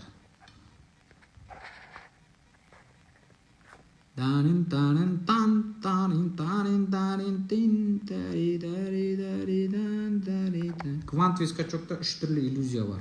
Уақыт деген иллюзия бар, кеңістік деген, орта деген. Яғни менде 20 миллион қарыз бар, одан қашан 20 жыл жүрем ба, құтыла алмай? Жоқ. 20 күнде құтылуымыз мүмкін. Уақыт деген иллюзия. 20 жыл мен 20 күннің айырмашылығы қатты жоқ негізі. Фокуста беріліп отырған энергияда. 20 күнде қандай энергия бересіз? Мысалы, 20 жылда беретін энергияңызды сіз 20 күнде де берсеңіз, егер күшен бүкіл энергия ғой, бұл жерде әңгіме уақытпен өлшенбейді. Уақыт барлығымызға бірдей. Леонардо Ди Каприоның да уақыты бірдей, Том Круздың уақыты да, Месси мен Криштиану Роналдудың да, Димаш Құдайбергенде, Геннадий Головкинге де бәрімізге 24 сағат берілген. Бірақ неге олар әлемдік деңгейге шығып кетті, сен әлі ауылдық деңгейде жүрсің? Потому что сен энергия бөлуді білмейсің. Сен бүкіл фокусты, энергияны бір нәрсеге бөле алмайсың. Сен ойың бітіп кетіп қала береді, арам ойлар. Болмай қалса не істейсің, бүйтіп қалса не істейсің. Димаш пен Геннадийлар болмай қалса не істейсің деген затты ойламайды. Болады дейді, болды. Болдырам дейді натопашыл. Құдай болдырады дейді, болды. Бірақ нәрсе бар да, болады деген, жақсы болып кетеді деген нәрсені ғана ойлаңыздаршы. Жаман болып қалса, бүйтіп қалса, сөйтіп қалса, не істеймін деген вариантты ойладың ба, болды, сен энергия бөлдің ол нәрсеге. Бүйтіп қалса не істеймін, сөйтіп қалса не істеймін деген ойландың ба, болды, сол нәрсе болады. Қазір далаға шығған парковка машинамен келе жатасың. Ана ғимараттың алдына баршы десең, орын болмай қалса не істеймін? Орын болмай қалса десең, болды, орын болмайды, потому что уже сен энергияны бөлдің. Болмай қалса не істейсің? Тағы бір не айналасың, круг айналасың, онда тұрған не бар? Сол орын болмай қалған кезде шешім қабылдай саласың ғой, 6 секундта соны заранее ойластырады да, негативті ше. Қарыз төлей алмай қалсың. Төлей алмай қалсың не істейсің? Черный списокқа кіресің, шетелге шыға алмайсың, қара бет боласың, болды. Зачем ондай негативті ойлап деймін да? Когда позитивті ойлауға болатын кезде неге негативті ойлай бересіздер, түсінбеймін. Просто болады, болды. Мен жақсы адаммын, мен жақсы пайдалы іс істеп жатырмын деп ұру керек болды. Негативті ойламасаңыздаршы. Сондықтан сіздердің қарызыңыз көп болса, ипотекаңыз көп болса, және вообще үлкен мақсаттарыңыз бар, және сол үлкен мақсатқа 10 жылдан бері жете алмай кеткен болсаңыз, тағы 10 жыл күту керек деген ол далбас әңгіме. 20 күнде, бір аптада келіп болса, бір күнде де жетуге болады. Бүкіл күш жігеріңізді, энергияңызды бір нәрсеге бөліңіздер. Уақытқа тәуелдіміз. Уақыт деген иллюзия. Яғни біреуге 24 сағат болуы мүмкін, біреуге 24 жыл, біреуге 5 күн болуы мүмкін, біреуге 5 апта деген сияқты. Әркімнің қабылдауы артық. Мысалы, Қазақстанда жүрген кезде бір апта, бір ай қалай өткенін білмейсің да, тез өтіп жатқан сияқты. А шетелге барсаң, бір апта деген бір жыл сияқты өтеді ғой. Уақыт деген кеңейіп кетеді ше, уақыт деген резина болып кетеді. Таңнан кешке дейін жүресің. Бір аптадан кейін келесің, как будто бір жыл өтіп кеткен сияқты болып келесің Қазақстанға. Сөйтсең әлі ештеңе өзгермеген. Сен бір жаққа барып қайттың ба деп, аналар білмейді да сенің барып келгеніңді. Сондай да. Уақыт деген энергияны, күшті энергияда жүрген кезде уақыт көбейіп кетеді өзіне өзі. Уақыттың энергияң таңертең 5-те тұрып алып движениеге аралассаңыздар, кешкі 8-ге дейін бір аптаның шаруасын бітіруге болады. Бір аптаның шаруасын бітіруге болады. Егер энергияңызды бөліп, бүкіл планмен жүрсеңіз, таңғы 5-те кешкі 20:00-ге дейін сағат 15 сағатта бір аптаның шаруасын бітіруге болады. Түсіндіңіздер ме? Сондықтан сіздердің 20 жыл төлейтін қарызыңызды сіз 20 күнде, бір аптада төлеп тастай аласыз. Бүкіл фокусты бір апта хотя бы мені тыңдап, бүгін кешені қоспағанда 6 күн менің айтқаныммен бүгіннен бастап жексенбі кешке дейін бүкіл вниманиеңізді менің айтқаным, мен не айтамын соны істеңіздерші, ақыл қоспай, жарай ма? Бүкіл вниманиеңізді алыңыздар да бизнеске, пайдалы іске, жұмыс істеуге, сатуға, маркетингке, наставник табуға, команда табуға. Менде пока орын бар, келіңіздерші, айналайындар. Ақшалар табыңыздаршы, білмеймін, бір жақта. Итак, қарызда жүрсіздер ғой, бірақ білмеймін, табамыз. Енді қарызға кредитке оқытпаймын әрине, бірақ ақша табыңыздар да келіңіздер. мен сендерге жол көрсетемін, мен сендерге жақсылық жасаймын, мен сендерді жаңа деңгейге шығарамын, мен сендерге нәтиже көрсеткім келеді. Шын жаным ашып дайын адамға көмектескім келеді да. Андай қырту сырту емес. Сондықтан қарыздан шыға аласыздар. Мынанша күнде шығамды цель қойып, ондай расчет керек емес. Аласыздар, бүкіл вниманиені бір нәрсеге бөлесіз. Уақытпен шектемеңіздер. Уақыт деген иллюзия деген сөз, яғни біреу үшін 1 сағат, біреу үшін 1 күн, біреу үшін 1 апта деген сияқты әркім әртүрлі де қабылдауына байланысты, деңгейіне, энергиясына байланысты. Мысалы, ит болсаңыз, или мысық болсаңыз, сізге уақыт маңызды ма мысалы? Таңертең нешеде тұру деген маңызды ма? Ол уақытпен жүретін адамдар ғана тек қана. Жұмысқа 9-да бару керек деген сияқты осындай бір расписание, кездесулердің расписаниесіне ғана керек болмаса, уақыт деген по сути керек емес нәрсе. Бүгін айдың 15-ші тамыз екені сіздің көңіліңізге қалай әсер етеді мысалы? 15-ші тамыз екен ғой деп, мысалы, айдың 1-і болып қалыпты ғой деп настроениесі түзелетіндер бар. Себебі 1-нен бастап зарплата төлеу керек, квартира төлеу керек, қарыздар төлеу керек, айдың басы ақша төлеумен босылады, сондықтан айдың басында бәрі настроениесі түседі. Немесе зарплата түсетін кезде настроениесі көтеріледі адамдардың. Сол сияқты зачем сізге бір какой-то 1 мен 5 деген цифр айдың ортасы сіздің көңіліңізді көтеру керек, немесе түсіру керек? Түсінбеймін да. Немесе неге аптаның күні, неге дүйсенбі сіздің көңіліңізді түсіру керек, жұма сіздің көңіліңізді көтеру керек? Аптаның аяғы біткенде қуанасың да, жұмыс біткенде. Сен өзің арманыңдағы, өзің сүйікті жұмысыңмен істеп жүрген болсаң, зачем оған қиналасың егер? Шынымен жақсы көретін жұмысын істеп жүрсің. Значит, сен ол жұмысты жақсы көрмейсің. Значит, проблема аптаның күнінде емес, проблема сенде болып тұр. Значит, сен ұнамайтын жұмысты істеп жүрсің. Яғни сен біреуді алдап жүрсің. Көрдіңіздер ме, аптаның күні, қай сағат, күндіз ба, түн ба, таң ба деген нәрселер, жылдың қай жылы, қай ай деген нәрсенің уақыт маңызды емес бізге. Біз қай уақытта, таңертең де сол энергияны бөле аламыз, кешке де. Маған мысалы дүйсенбі ма, жұма ма, сәрсенбі ма, жексенбі ма, разница жоқ. Мен қалаған күні демалам, қалаған күні жұмыс істеймін, қалаған күні бақытты боламын. Маған маңызды емес. Мына күн керемет, мына күн басқа күндерден артық деген ол өтірік әңгіме. Барлық күн бірдей. Дұрыс па?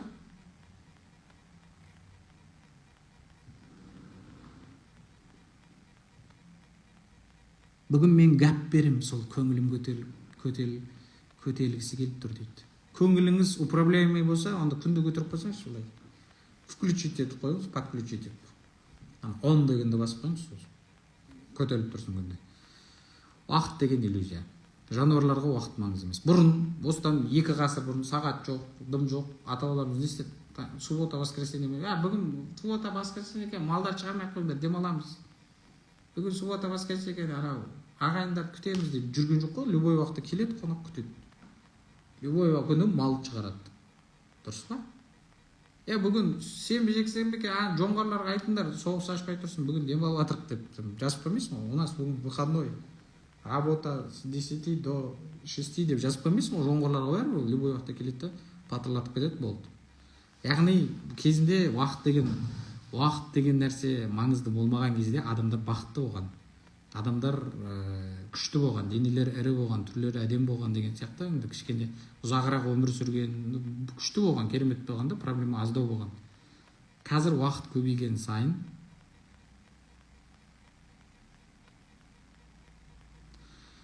Ақал Шабекова, сіз көп сөйлейді екенсіз негізі. Мида кішкене шум бар, сол шумды кішкене зззз деп тұрған шум бар да, соны тық қайтып өшіріп қойсаңыз, тып-тыныш. Сондықтан біз табиғаттан алыстап кеткенбіз. Біз уақыттың құлы болып кеткенбіз былайша айтқанда. Сағаттың қалай береміз сағатқа? Қазір сағат 1 болды ма, тамақ жеп кетемін. Тамақ жегісі келмесе де 1 болса жейді. Ұйқысы келмесе де 9 болды ма ұйықтау керек деп. Сондай да уақытпен, сағатпен зомби болып қалған. Сағатқа қарай береді. 3 болды ма, мен кетуім керек. Әңгімесі біткен. Әңгімені бітірсейші, құрсын 3 болмақ толы, 7 болса да. Әңгімесі бітпесіне мен кетуім керек. Сондай бір зомбиға айналып кеткен халық. сақтаймын вообще қатыспай ақ қойыңыздаршы, сақтайсың ба сақтайсың ба деп өздерінің құлақтарына сенбей отқан күнде сақтаймын, қатыспай ақ қойыңыздар. Егер келесі осылай сұрайтын болса, қатыспайсыз, үйлеріңе бар ғой мынаны бүйтіп скачать етіп дискке салып, үйіңізге почтамен салып жіберемін, дискке салып қараңыздар, DVD-мен қараңыздар, жарай ма? Сұрай бермеңіздерші, сақтайсыз ба деп құлақтарыңа не беріңіздер ма? Или мына информацияны дұрыс түсінбей қалдым, қайтадан мына құлағыммен тыңдап түсінбей қалдым, қайталап қарау керек еді деп отырсаңыздар, базар жоқ, сақтаймын, болды, сұрамаңыздар. Вот это вопрос закрыт уже, все, сақтаймын.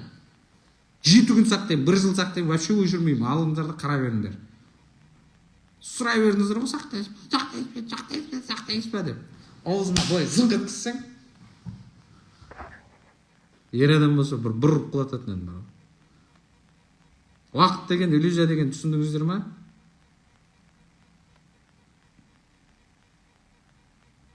Жарайды, ана кеңістік пен ортаның не үшін иллюзия екенін ертең айтып беремін, жарай ма? Что-то уақыт топ қалды. Уақытты иллюзия деп уақыт топ қалды деген қалай кетті дейсің. Жарайды, айта салайын. Кеңістік иллюзия деген.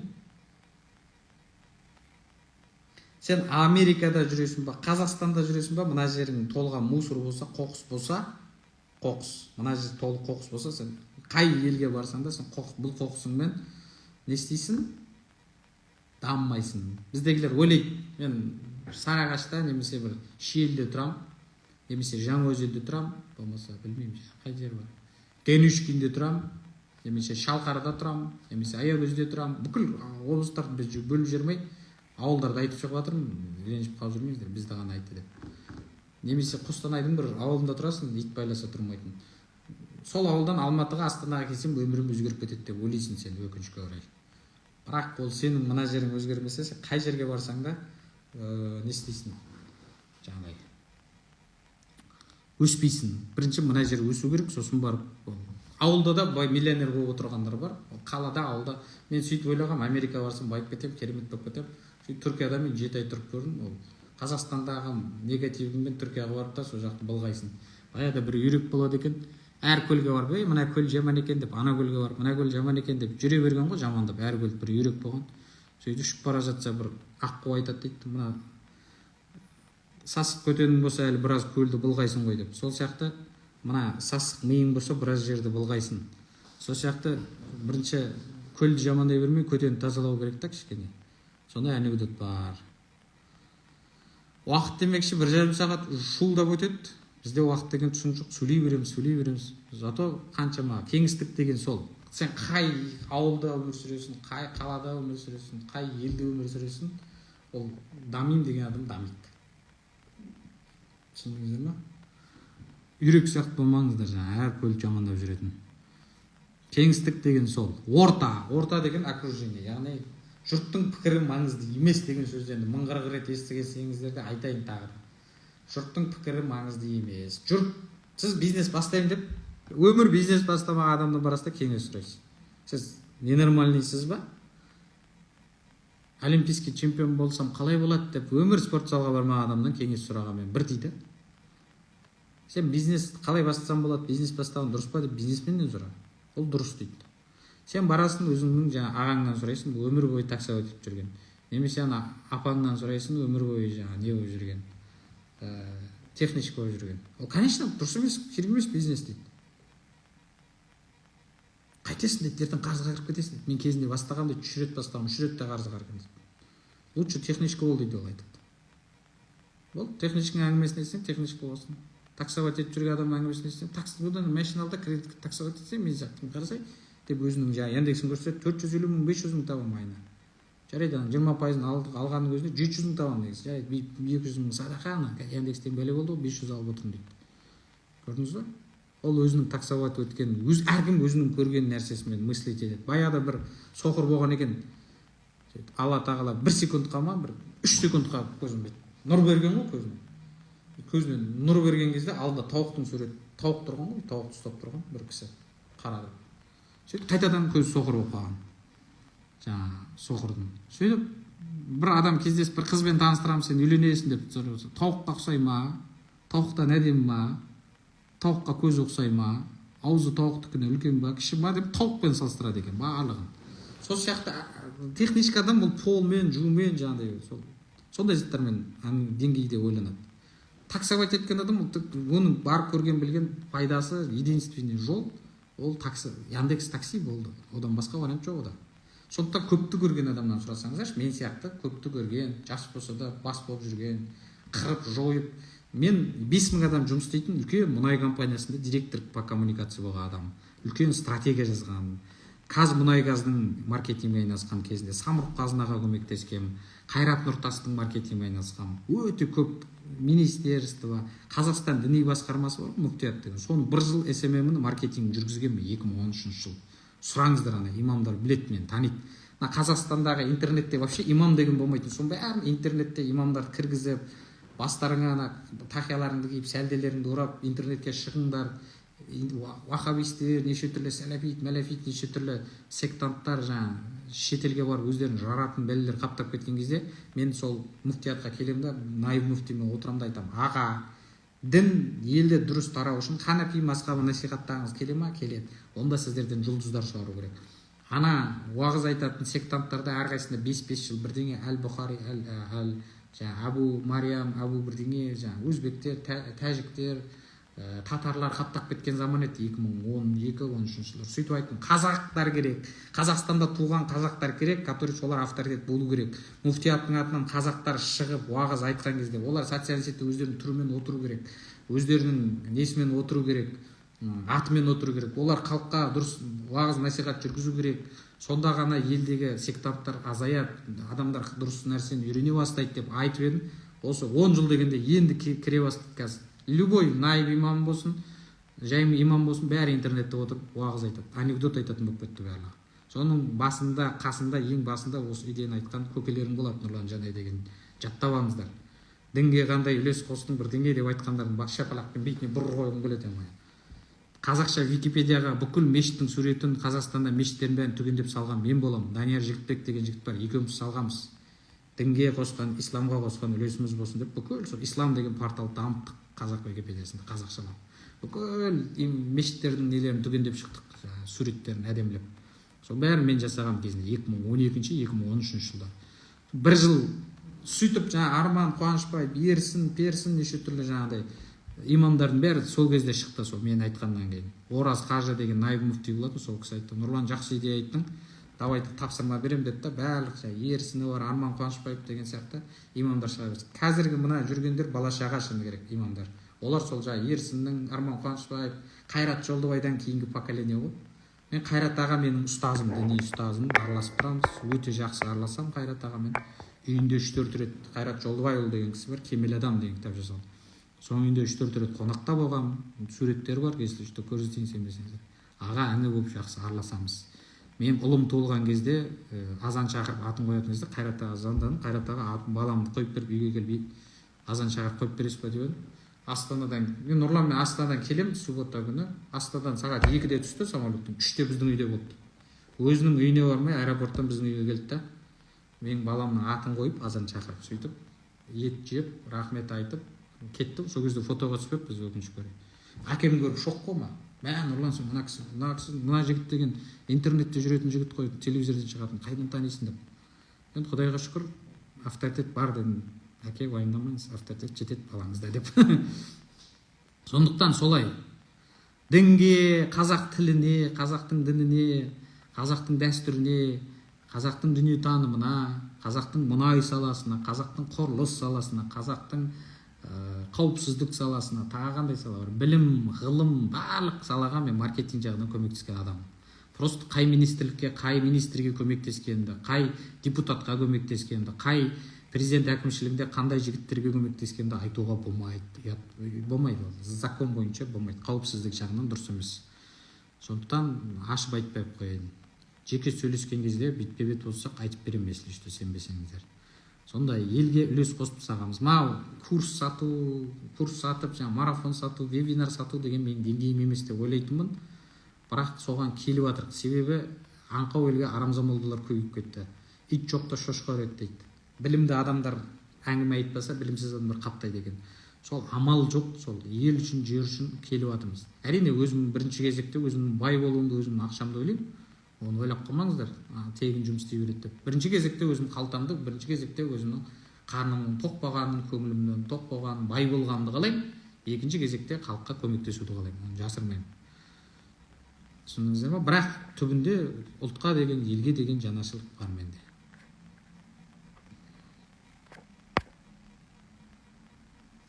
Сондықтан сол дін саласында келіп алып ана фейк аккаунттар келіп алып, намаз оқисың ба?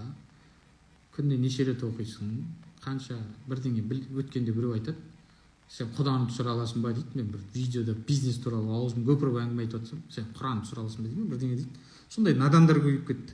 Сол надандарды надан болмасын деп кезінде Қазақстандағы, мен сіздерге айтайын, қанша мешіт бар, солардың барлығының наиб мүфтиларына сабақ бергенмін. Қазақстанда 6000 ұстазға сабақ берген, мектепте сабақ берген. Zoom дегенде, Instagram дегенде, прямой эфир дегенде, Қазақстанда кәдімгі 6000 мұғалімге онлайн педагог деген курсымен, марафонмен 6000 мұғалімге сабақ берген. Мыңдаған имамға сабақ берген. Қаншама мыңдаған медиктерге сабақ берген. Қаншама журналистерге сабақ берген. Қаншама блогерлерді оқыттым. Қаншама маркетологтар дайындадық. Қаншама айтишниктерді оқыттық. Ойбай, санай берсек 200-300 мың адамға білім бердік. Ақыллысы бар, ақысызы бар. Соны қарап отырсақ 60-70%-дан ақша алмақпыз. Түсіндіңіздер ме? Сондықтан айта берсек көп, елге істеген пайдамыз. Өзіміз айта бергенде пайда жоқ. Сондықтан ментор таңы не қылғанда кеше шығып екі көрсе оқып алып, бір машинасы бар, біреуге барып жалпақтап, немесе Дубайға 2 рет барған адамға жүгіріп барып бара бермей сұраңыздар, 10 жылда не бітірдің, елге қандай нәрсені тегін жасадың өз халыққа деп сұрашы. Вебинар тегін жасадым десе болды, онда деңгейі белгілі. Вебинарды 1 рет жасап қойды, оны автомат түрде айналып тұра береді бір видео. Қайта жасамайды ол. Мен ішім өтіп жатыр деген қалай еді?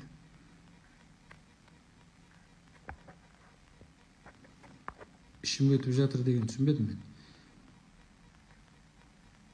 Мұнайымыздың 100% пайдасын қазақтар көруіне ықпал. Ол ықпал жасау үшін мен президент болуым керек. Тоқаевтың орнына барған кезде ықпал жасадым. Қазір ықпал жасай алмаймын.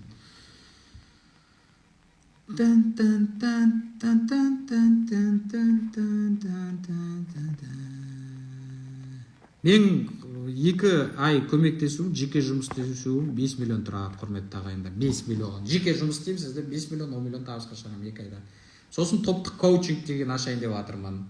Осы апта 20 адамды ғана алам, іріктеп алам, 1 миллион теңге, 2 ай жұмыс істейміз топпен.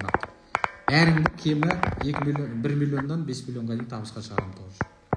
Жоқ дегенде 2-3 миллион точно табасыздар. 1 миллион топтық коучинг. 2 ай оқисыздар топпен, 20 адам болады группада. Не больше, не меньше, короче. Ощущение жүріп жатыр трансформация. Іш ауырады, бас ауырады, мұрныңыздан қан кетіп қалуы мүмкін деген сияқты. Нормальный тема, нормальный. Сондықтан топтық коучинг 1 миллиондан табыңыздар. Өміріңіздегі ең дұрыс салған инвестицияңыз, өзіңізге салған ең дұрыс ақшаңыз сол болады. 1 миллионды өздеріңізге аямаңыздар. Күйеуіңізден сұраңыз, әйеліңізден сұраңыз, айтар, көрші қолаңнан сұрай тұрыңыз, 1-2 айда берем, уайымдама деп. Бірдеңе қылып 1 миллион теңге табыңыздар. Кредит жабамыз, Нұрлан мырза, ментор қылам ба? Емес, бірінші мені ментор қыласыз, сосын кредит жабасыз. Наоборот болмайды ол. Сондықтан бүгін жазыңыздар, жарай ма? Топтық коучингге 1 миллионмен президенттің ақылшысына ақыл айтқам талай рет, уайымдамаңыздар. Прямой президентке ақыл айтуға қатты желание жоқ, себебі зарплатасы аз. Шынымен ауырмаған басым ауырып кетті дейді. Бүгін басталады, қазірден басталады. 1 миллион теңгем дайын, міне. Мен жарайым ба дейсіз, мен 5-6 сұрақ қоям сізбен, видеомен, фотом, звондап сөйлесем, сұрақтар қоям, сол сұрақтарға жауап берсеңіз, дайын болсаңыз алам, дайын болмасаңыз, пока дайындалып тұр, 1 ай күте тұр, ана 1 миллион жұмсап қойма деп айтам. Немесе 1 миллион беріп қой, 1 айдан кейін келесің деп айтам. Лучше өзіңізде тұра берсін, ертең әңгіме қылып жүресіз, ақшамды алып қойтып. Сондықтан топтық 20 адам тура сол жеке менторствоға сізде 5 миллион жоқ, жағдай жетпейді. 5 миллион оңай емес, екінің бір төлей алмайды. Значит, 1 миллионнан групповой жұмыс істейміз. Бәріңізге 5 миллион. Мен 5 миллионды не үшін қоймын? Себебі 2-3 адам алам болды.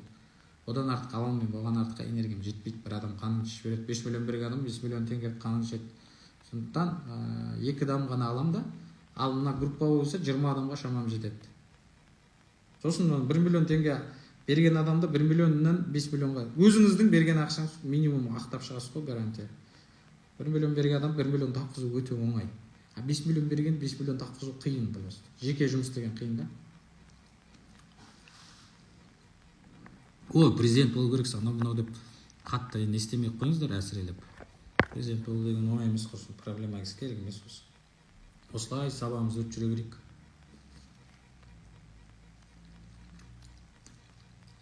$1 миллион, 5 миллион қылып көбейтуге болады, егер басыңыз істесе, еңбекқор болсаңыз, айтқанды орындасаңыз. Егер түк істемесеңіз, түктен қайтпайды ол. Соны өздеріңізден де көп сұрақ қойыңыздар. Мен айтқанды орындай аламын ба 60 күн бойы? Менің қарқыным жаман, көп тапсырма беремін, көп сұраймын, миыңызды жейін, ерміңізға тием, тұрсам, ішіңіз ауырады, өтпейтін ішіңіз өтіп кетеді. Бас ауырмайтын бас ауырып кетеді. Не үшін ауырмайды? Потому что бұған дейін ол бас істемеген ғой, значит. Ауыра бастады, значит, бас істей бастады. Движение бастады. Мотор жұмыс істей бастады.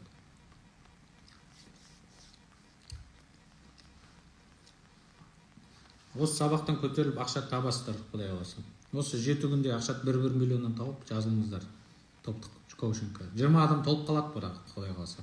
Сол 1 миллион теңгеңіз болса, топтық коучингке 20 адам бірі боламын десеңіздер, тез бүгін жазыңыздар. Эфир сақталады деп тұрып ұрайын ба. Уақыт кеңістік орта деген түсіндіңіз, жұрттың пікіріне мән бермеңіздер. Қырта береді жұрттар өздері жетпегеннен кейін. Енді 1 миллион төлей алатын адам деңгейі бөлек болады, төлей алмайтын адам деңгейі бөлек болады. Енді ақшасы мен шешілмейтін сынақтан қалай шығамыз деген. Енді ол жағынан ондай сынақтардан шығу бойынша мастер спорт емеспін. Имамдар, сондайлардан сұрау керек шығар. Бірақ енді менің пікірімше, сол келген сынақтың өзіне шүкіршілік ету керек, яғни. Кезінде пайғамбарымыз саллаллаху алейхи вассаламның ұлдары қайтыс бола берген, қайта қайтыс бола берген, соң бәріне шүкіршілік етіп, бір рет Құдай не жаздың маған деп претензия айтпаған дейді Алла Тағала. Өзінен көрген, ештеңе тағдыр осылай болды, шүкір осы күніме деп. Бұдан да жаман болуы мүмкін еді ғой деп шүкір еткен ғой, до такой степени шүкіршілік болған. Любой проблемаға шүкір етіңіздер. Бұдан да хуже болуы мүмкін еді ғой, шүкір осы күнге деп. Бірінші, ол үлкен көрген. Оған шамаларыңыз жетпей, просто төзесің, қабылдайсың, жылап отырасың, еңсені түсіріп, 1 апта жылайсың, 2 апта жылайсың, 3-ші апта көтерілесің, уже аман жоқпыз. Сосын күтесің, сабыр сақтайсың, басқа вариант жоқ. Осылай, енді менің ойым осы. Бұндай проблемалардан енді не деп айтамын да білмейді екенсің кішкене. Квантовый скачокқа шығу үшін көп саяхаттаңыздар. Қазақстанда өткізген бір күніңіз, шетелде өткізген бір күніңіз, Қазақстандағы 1 ай, шетелдегі 1 күнмен тең ғой. Немесе 1 аптамен тең Қазақстандағы. Өміріңіз қызығырақ болса. Яғни ана жаққа барғанда бір күн бір капотты уақыт ұзарып кеткен сияқты болады шетелге шыққанда. Басқа измерениеге, басқа өлшемге шығып кетесіздер. Көп саяхаттаңыздар. Көп кітап оқыңыздар. Кітап оқымаған адам мына басы жаңағыдай осындай білім алған кезде қызып кетеді. Басыңыз қызып кетпеу үшін не істеу керек? Кітап оқу керек. Көп адаммен араласыңыздар, танысыңыздар, дос болыңыздар. Ешкім жамандамаңыздар. Ешкімге ренжімеңіздер, ешкімге өкпелемеңіздер, ешкімге кек сақтамаңыздар. Барлық адамды жақсы көріңіздер. Барлық адаммен дос болыңыздар, барлық адаммен таныс болыңыздар. Бұл 3 сөзді айтқан Бенджамин Франклин деген $100 кісі бар ғой, соның кітабын «Время, деньги» деген кітап бар. Сол кітапта айтады, көп саяхатта дейді, көп кітап оқы, көп адаммен аралас дейді болды. Сонда адам боласың дейді. Бенджамин Франклин деген өте күшті кісі. Бекерден бекер ол $100 тұрған жоқ. Президент болмаған ол ешқашан, бірақ Американың тәуелсіздігін алып берген, тәуелсіз декларацияны жазған. Енді сіздерге ақша келу үшін ақша табудың жалғыз жолы сату. Сізге қашан көп ақша келеді бірдеңе сатқан кезде. Не өзіңді сатасың, не біліміңді сатасың, не қабілетіңді сатасың, не бизнес система құрып соны сатасың. Әйтеуір бірдеңе сатуың керек. Бірдеңе сатпасаң, қиналмасаң қайдағы ақша дейді. Қиналмасаң қайда, сонша күннен, 2 күннен бері сіздерге қиналып ақша табыңдар деп үйретіп отырмын ба? Неге ұқпайсыңдар? Мына жерге неге кірмейді? Қиналмасаң ақша қайда деген не сөз енді? Сіздерге қиналып ақша табыңыздар деп айттым ба осы кезге? Қайда білім? Сонша күн, 2 күннен бері беріп жатқан білім қайда? Жазыңыздаршы комментарийға. Қандай кітапты оқитындарыңыз өздеріңіз тауып алыңыздар, потом айтамын. Қиналудың керек жоқ бақытты болу үшін. Бай болу үшін қиналудың керек жоқ. Түсінесіздер ма? Қиналу, сыйналу деп басты қатырмаңыздар. Қиналатын болсаңыздар, қазір блокқа тығам, қиналасыздар, сосын страдать етесіздер. Нервыма тиетін комментарий жазбаңыздар, жарай ма? Шапалақпен бастарымды жандырып жіберемін тұрған жерлерінде. Аямаймын. Ақша табудың жалғыз жолы сату. Біреу жалақыға жұмыс істеп жүр, мен ештеңе сатпаймын деп ойлайды. Сен уақытыңды сатып жатсың, сен уақытың бір 2000 теңге мен 5000 теңге арасында тұрады. Егер сен сағатың 5000 теңге болса, реально көп, мысалы, күніне 40 мың, айына қанша 200 мың, 800 мың зарплата алатын адамның сағаты 5000 теңге. Сағаты 2000 теңге болса, күнде 16 мың, 80 мың. 320 мың зарплата алатын адамның сағаты 2-ақ мың теңге. 1 миллион керек болу үшін 1 миллион төлеу керек ол. Аспаннан түспейді ол 1 миллион. Бірінші 1 миллион төлейсіз, сосын жұмыс істейсіз 2 ай. 2 ай кәдімгідей жұмыс істейсіз.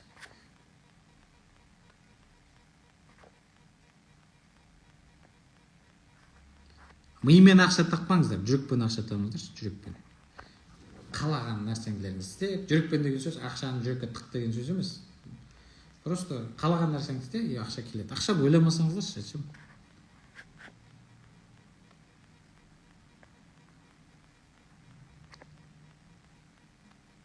Ой, как интересно проводите обучение дейді. Сондықтан ақша табудың жалғыз жолы сату. Зарплатаңыз 160 мың теңге болса, значит, сіздің әрбір сағатыңыз 1000 теңге тұрады. 8 сағат жұмыс істейсіз 8000 теңге күніне, 5 күнге көбейтсек аптасына 40 мың теңге, 4-ке көбейтсек 160 мың. Егер сіз 160 мың зарплата алатын болсаңыз, сіздің сағатыңыз 1000 теңге. 1000 теңге. Ауыр ма? Ауыр. Сіз сағатыңызды 1000 теңгеден сатып жүрсіз. Энергияңызды 1000 теңгеден сатып жүрсіз. 1000 теңге. Өте жалқы көрініс, өте жалқы. Жоқ, сол миллион теңге төлейсіз болды, басқа ақша салмайсыз. Енді бір 100 мың, 50 мың керек болып қалуы мүмкін, майда шөте. Таргет, маркеттинг, атак көп ақша басқа керек емес, басқа вложение керек емес. Қазір жазасыздар ғой сабақ біткеннен кейін, бір нәрсені сұрай бермей қояйық. Топтық коучинг 2 ай болады, 20 адамды қабылдаймын, 1 миллион теңгеден, кемі 1 миллион теңгеден 5 миллион теңгеге шығарып беремін. Одан 5 миллионнан көп 10 миллион, 15 миллион керек десеңіздер, онда жекеге келіңіздер. Сіз қаншалық позитивный, эмоциональный энергиясы боласыз, солай ақша да келеді деді Нұрлан. Біз ақша энергия келеді. Өте дұрыс. Уәли Салтанат сияқты осындай аккуратный оқушыларды жақсы көремін. Ақша табудың жалғыз жолы сату. Бірдеңе сатып үйренуің керек. Қанша өзіңді қымбатқа сатасың, өзіңнің біліміңді, өзіңнің қызметін қанша қымбатқа сатасың, сен сонша абыройлы боласың. Өзіңді қанша арзанға сатасың, сонша абыройсыз боласың. Біреудің затын сатып берсең де, тез сатудың, жылдам сатудың жолдарын білу керек. Сатуды білмейтін адам болашақ қайыршы адам. Жазып алыңыздар. Вообще мына скриншот жасап алыңыздаршы, мына менің сөздерім үшеуде. Мына менің 2 түрім бар мына жерде. 2 Нұрлана. Мынау злой, мынау хороший. Злой, мынау хороший. Осыны скриншот жасап алыңыздар. Бүгін бәріңіз осы туралы видео сториске салып, осыны таратыңыздар ағайындарға. Бүкіл ертең Құдай қаласа бір 1000-2000 адам отыратын дәрежеде әрқайсыңыз 10 адамға сөзіңіз өтетін күшті сабақ болып жатыр, келіңіздер деп. 10 адамнан еріп келсе, мына 500 адам, ертең 2000-3000 адам отырады, күннен күнге азайған сайын жыным келіп жатыр, нервім қайнап жатыр деймін. Мына сабақты, видео нені түсіріп алыңыздар, скриншот жасап. Ақша табудың жалғыз жолы сату. Басқа жол жоқ. Біреудің үйінің алдын қарын тазалап бересің, сен өзің еңбегіңді сатып отырсың. Сен қар сатып отқан жоқсың, күрек сатып отқан жоқсың, сен өзің еңбегіңді сатып отырсың, сағатын сатып отырсың. Сатуды білмейтін адам болашақ қайыршы. Сатуды білмеймін, мен сатқым келмейді, сата алмаймын деген адам ол скоро қайыршы болады. Қайыршы деген сөз ондай бомж болып кетеді деген сөз. Мен бомж болуы да мүмкін, бірақ қайыршы деген сөз қол жайып біреуден ақша сұрап жүреді. Себебі сен сатып экологичный жолмен ақша алмағаннан кейін не экологичный? Яғни мен мұқтажбын ғой, маған ақша бер. Мемлекет неге бізге ақша бермейді? Бізге көмектесесіз бе? Аға, сіз байсыз ғой деп әркімге қайыршылықпен айналысып кетесіз. Лучше сатып үйренген жүрсіз ғой, қайыршы болғаннан гөрі. Сатқан кезде экологичный жолмен ақшаны аласыз, адал жолмен. Қайыршылық деген қатты экологичный жол. Сату білмеймін деген адам қарызға тез кіреді. Сіз өзіңіздің қызметіңізді, өзіңіздің біліміңізді, өзіңіздің еңбегіңізді қымбатқа сатып, арман мақсатыңызды, миссияңызды жүзеге асырмасаңыз, сіздің тапқан табысыңыз, өзіңізді арзанға бағалайтын болсаңыз, немесе өзіңізді арзан сататын болсаңыз, аз ақшаға қанағат тұтатын болсаңыз, ал сіздің арманыңыз миллиард теңге, табысыңыз миллион теңге болса, сіз мына 999 миллион теңгені қарызға аласыз басқа жақтан. Банктен бере тұр, кейіннен берем деп, анау энергияның орнын толтырасыз, қарызға кіресіз. Сондықтан осы 3 сөз жаттап алыңыз. Сатуды үйреніңіздер. Бірдеңе сатуды бастаңыздар. Сатуды бастамай не жоқ? Ақша жоқ.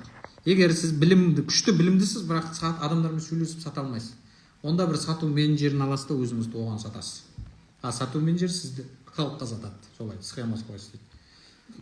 Хотя бы қасыңа 3-4 адам жұмысқа алу үшін оларға өзіңіз сатуыңыз керек. Өзіңіз мені тыңдатып отырмын, себебі мен өзімді саттым сіздерге. Өзім эмоциямды, энергиям арқылы бүкіл 500 мың адамның вниманиесін, 600 адамның вниманиесін осы жерде ұстап отырмын. Өйткені мен энергияммен өзімді саттым, дұрыс па? Мен сіздерге өттім, былайша айтқанда. Өзімнің еңбегімді айттым, осы кезге дейін айтпаған сырларымды айттым. Өзімнің жаңағы бала кезден бастап не істеген күшті адам болғанымды айтып бердім дей ме? Өзімнің қандай мұнай саласында билікте жұмыс істегенімді, соларға көмектескенімді айттым. Барлығын шақырғанда тіркеймін, аватар болу керек. Мен тіркеймін, күнде қабылдап отырамын соларды. Тексеріп, несі болмаса, сабақ сатуды қалай үйренесіз? Маған жазыласыз, 1 миллион теңге бересіз топтық коучингке. Сол жерде үйретемін. Мен сол топтық коучингте рельс түсіруді, сатуды, өзіңізді қымбатқа сатуды үйретемін, рельс түсіруді үйретемін, маркетинг жасауды үйретемін, әлеуметтік желіде танымал болуды үйретемін, адамдармен телефонмен сөйлесіп, жазып сөйлесіп бірдеңе сатуды үйретемін, болды. Мен сіздерге тек 2 ай бойы сатуды үйретемін. Жеке наставничество да сол нәрсе. Контент жасау және сату, болды. Көп адам парақшалары пустой болып жатыр, пустыня болып жатыр. Менде неге ақша жоқ дейді. Енді сен пустыняңа кім ақша төлейді? Енді шет жағасын мен 7 күн бойы айтам, ол үлгермеймін ғой, мен көрдіңіз бе? 7 күнде үлгермеймін. Бәрін тегін бере бергенмен сіздер оны қабылдай алмайсыздар. Ол дайын адамдар ғана ақша төлеп келеді да. Енді 7 күн бойы да көптеген білім, миллион теңгенің білім беріп жатырмын айтақ сіздерге 7 күн бойы. Мен газ жүргіземін үйлерге, ер адамның жұмысын жасап жүрмін. Жаным психология десе жанымды беремін, маған не істеу керек? Психология деген көбейіп кетті, шыны керек бар ғой. Ерекшелену керек. Психолог көп, сіз содан ерекшеленуіңіз керек. Мысалы, хиджаб киіп отырып, сексология туралы айтуыңыз керек. Немесе басыңызды жасылға бояп алып тұрып, дін туралы айтуыңыз керек деген сияқты бір адам ойына келмейтін бірдеңе жасамасаңыз, просто так типичный психологтар өтпейді. Сату үйрену арманым, бұйырсын маған сол 20 адам ішінде. Қазір сразу жазыңыз, бұйырады. Қымбат қой 1 миллион дейді. Давайте онда сау болыңыз, қымбат болса. Блокқа кеттіңіз. 5 миллионның қасында 1 миллион деген вообще ақша емес. Желание жоқ, шыны керек 1 миллионмен адамдарға жұмыс істеуге ше. Онда вообще жасамай қойын. Жарай ма? Жүре беріңіздер. 5 миллион таққанша күтіп. Сіздерге жақсылық болсын деп істеп жатырмын ғой. Жасамай қойсам, оны бірдеңем кем қылмайды, маған клиент бар ғой деп ақша беріп жатыр. Просто сіздерге мен сияқты 5 миллион теңгелік адам сіздерге көмектеспейді, просто болды. Қазір аяқтай деп жатырмын, өзімде жұмысқа барғым керек.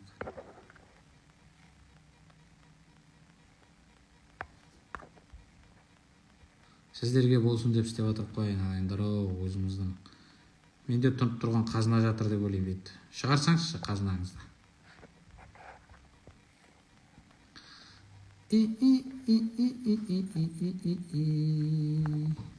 Бақытты болайық, еркін өмір сүрейік, жеңіл өмір сүрейік. Көзін тап, мысалы сіз бизнес бастай алмай жүрген болсаңыз, саудаңыз тоқтап қалған болса, неме айналысарыңыз таппай жүрген болсаңыз, өзіңіздің потенциалыңызды аша алмай жүрген болсаңыз, бизнес қораға кіріп кеткен болсаңыз, қарызға кіріп кеткен болсаңыз, мен күштімін, бәрін білем, бірақ неге менде ақша жоқ деп ойлап жүрген болсаңыз, жұрттың бәрі дамып кетті, мен ғана қалып қойдым, неге жұрттан қала берем ба деген ой болса, мен жалқаумын, маған бір артымнан түртпектеп, шәбізбен түртпектеп отыратын бір адам болса, немесе бір ұстаз болса, ғой шіркін бағыт бағдар беріп, бір-екі жерді тақ-тақ етіп айтып жүрсе, өзім жарайын деп тұрған адам едім, атайын деп тұрған адам едім деген ойлар болса, 1 миллион теңгеңізді алыңыздар да топтық коучингке келіңіздер, болды. Басқа әңгіме қырт-сырт болып кетеді, осы әңгімені айтпайық. 1 миллион теңге сабақ, 2 ай оқисыз группамен. 1 миллион теңгеде 5 миллион теңгені табасыз. Сатуды үйретем, өзіңізді бағалауды үйретем, өзіңізді қымбатқа бағалауды үйретем, деңгейіңізді көтерем, самооценкаңызды көтересіз. Квантовый скачок жасайсыз, короче, 2 айда. Бақытты болайық, еркін жеңіл өмір сүрейік, энергиямыз тасып нұрланып жанайық, көп мыжымай квантовый скачокқа бірге шығайық. Баршаңызға рахмет, аман сау болыңыздар. Баршаңызды көргенге қуаныштымын. Ертеңгі сабақта көрісеміз 6:00-да Құдай қаласа. Стористеріңізге бөлісіп, әрқайсымыз 10 адамнан шақырайық. 2000-3000 адам отыратын болсын, ертең таңертең Құдай қаласа. 20 адам қабылдаймын 1 миллион теңгеден. 1 миллион теңгені сіздер 5 есе қылып шығарып аласыздар, егер мен айтқанымды бірге бір орындасаңыздар. Кішкене басыңыз істейтін жылдамырақ, ақ көңіл жан болсаңыз 10 миллионға дейін табуға болады. Шек жоқ, короче, шек жоқ. Сабақ офлайн жасаймын Алматыдағыларға, басқа қаладағыларға онлайн жасаймын. Алматылықтарды шақырып алып жұмыс істейміз. Сондықтан давайте осы сабақ біткеннен кейін хабарласыңыздар. Баршаңызға рахмет. Әркім 10 достан шақырсын, хотя бы 10 достарыңызға жақсылық жасаңыздар, 10 досыңызға, 10 танысыңызға, 10 жақыныңызға. Олар мынандай білімнен нәр алсын. Парақшаны ашпаймын, өзім қабылдап отырамын. Неге аш дей бересіздер? Фейктер қаптап кетеді ертең. Қырт-сырттарды көшіріп отырамыз, энергиямды алады олармен. Парақшада қабылдап отырамын, маған запрос жіберсін парақшаға. Давайте аман сау болыңыздар. Баршаңызға рахмет. Энергиямыз тасып нұрланып жанайық. Көп мыжымай тезірек бірге кванттық скачокқа шығайық.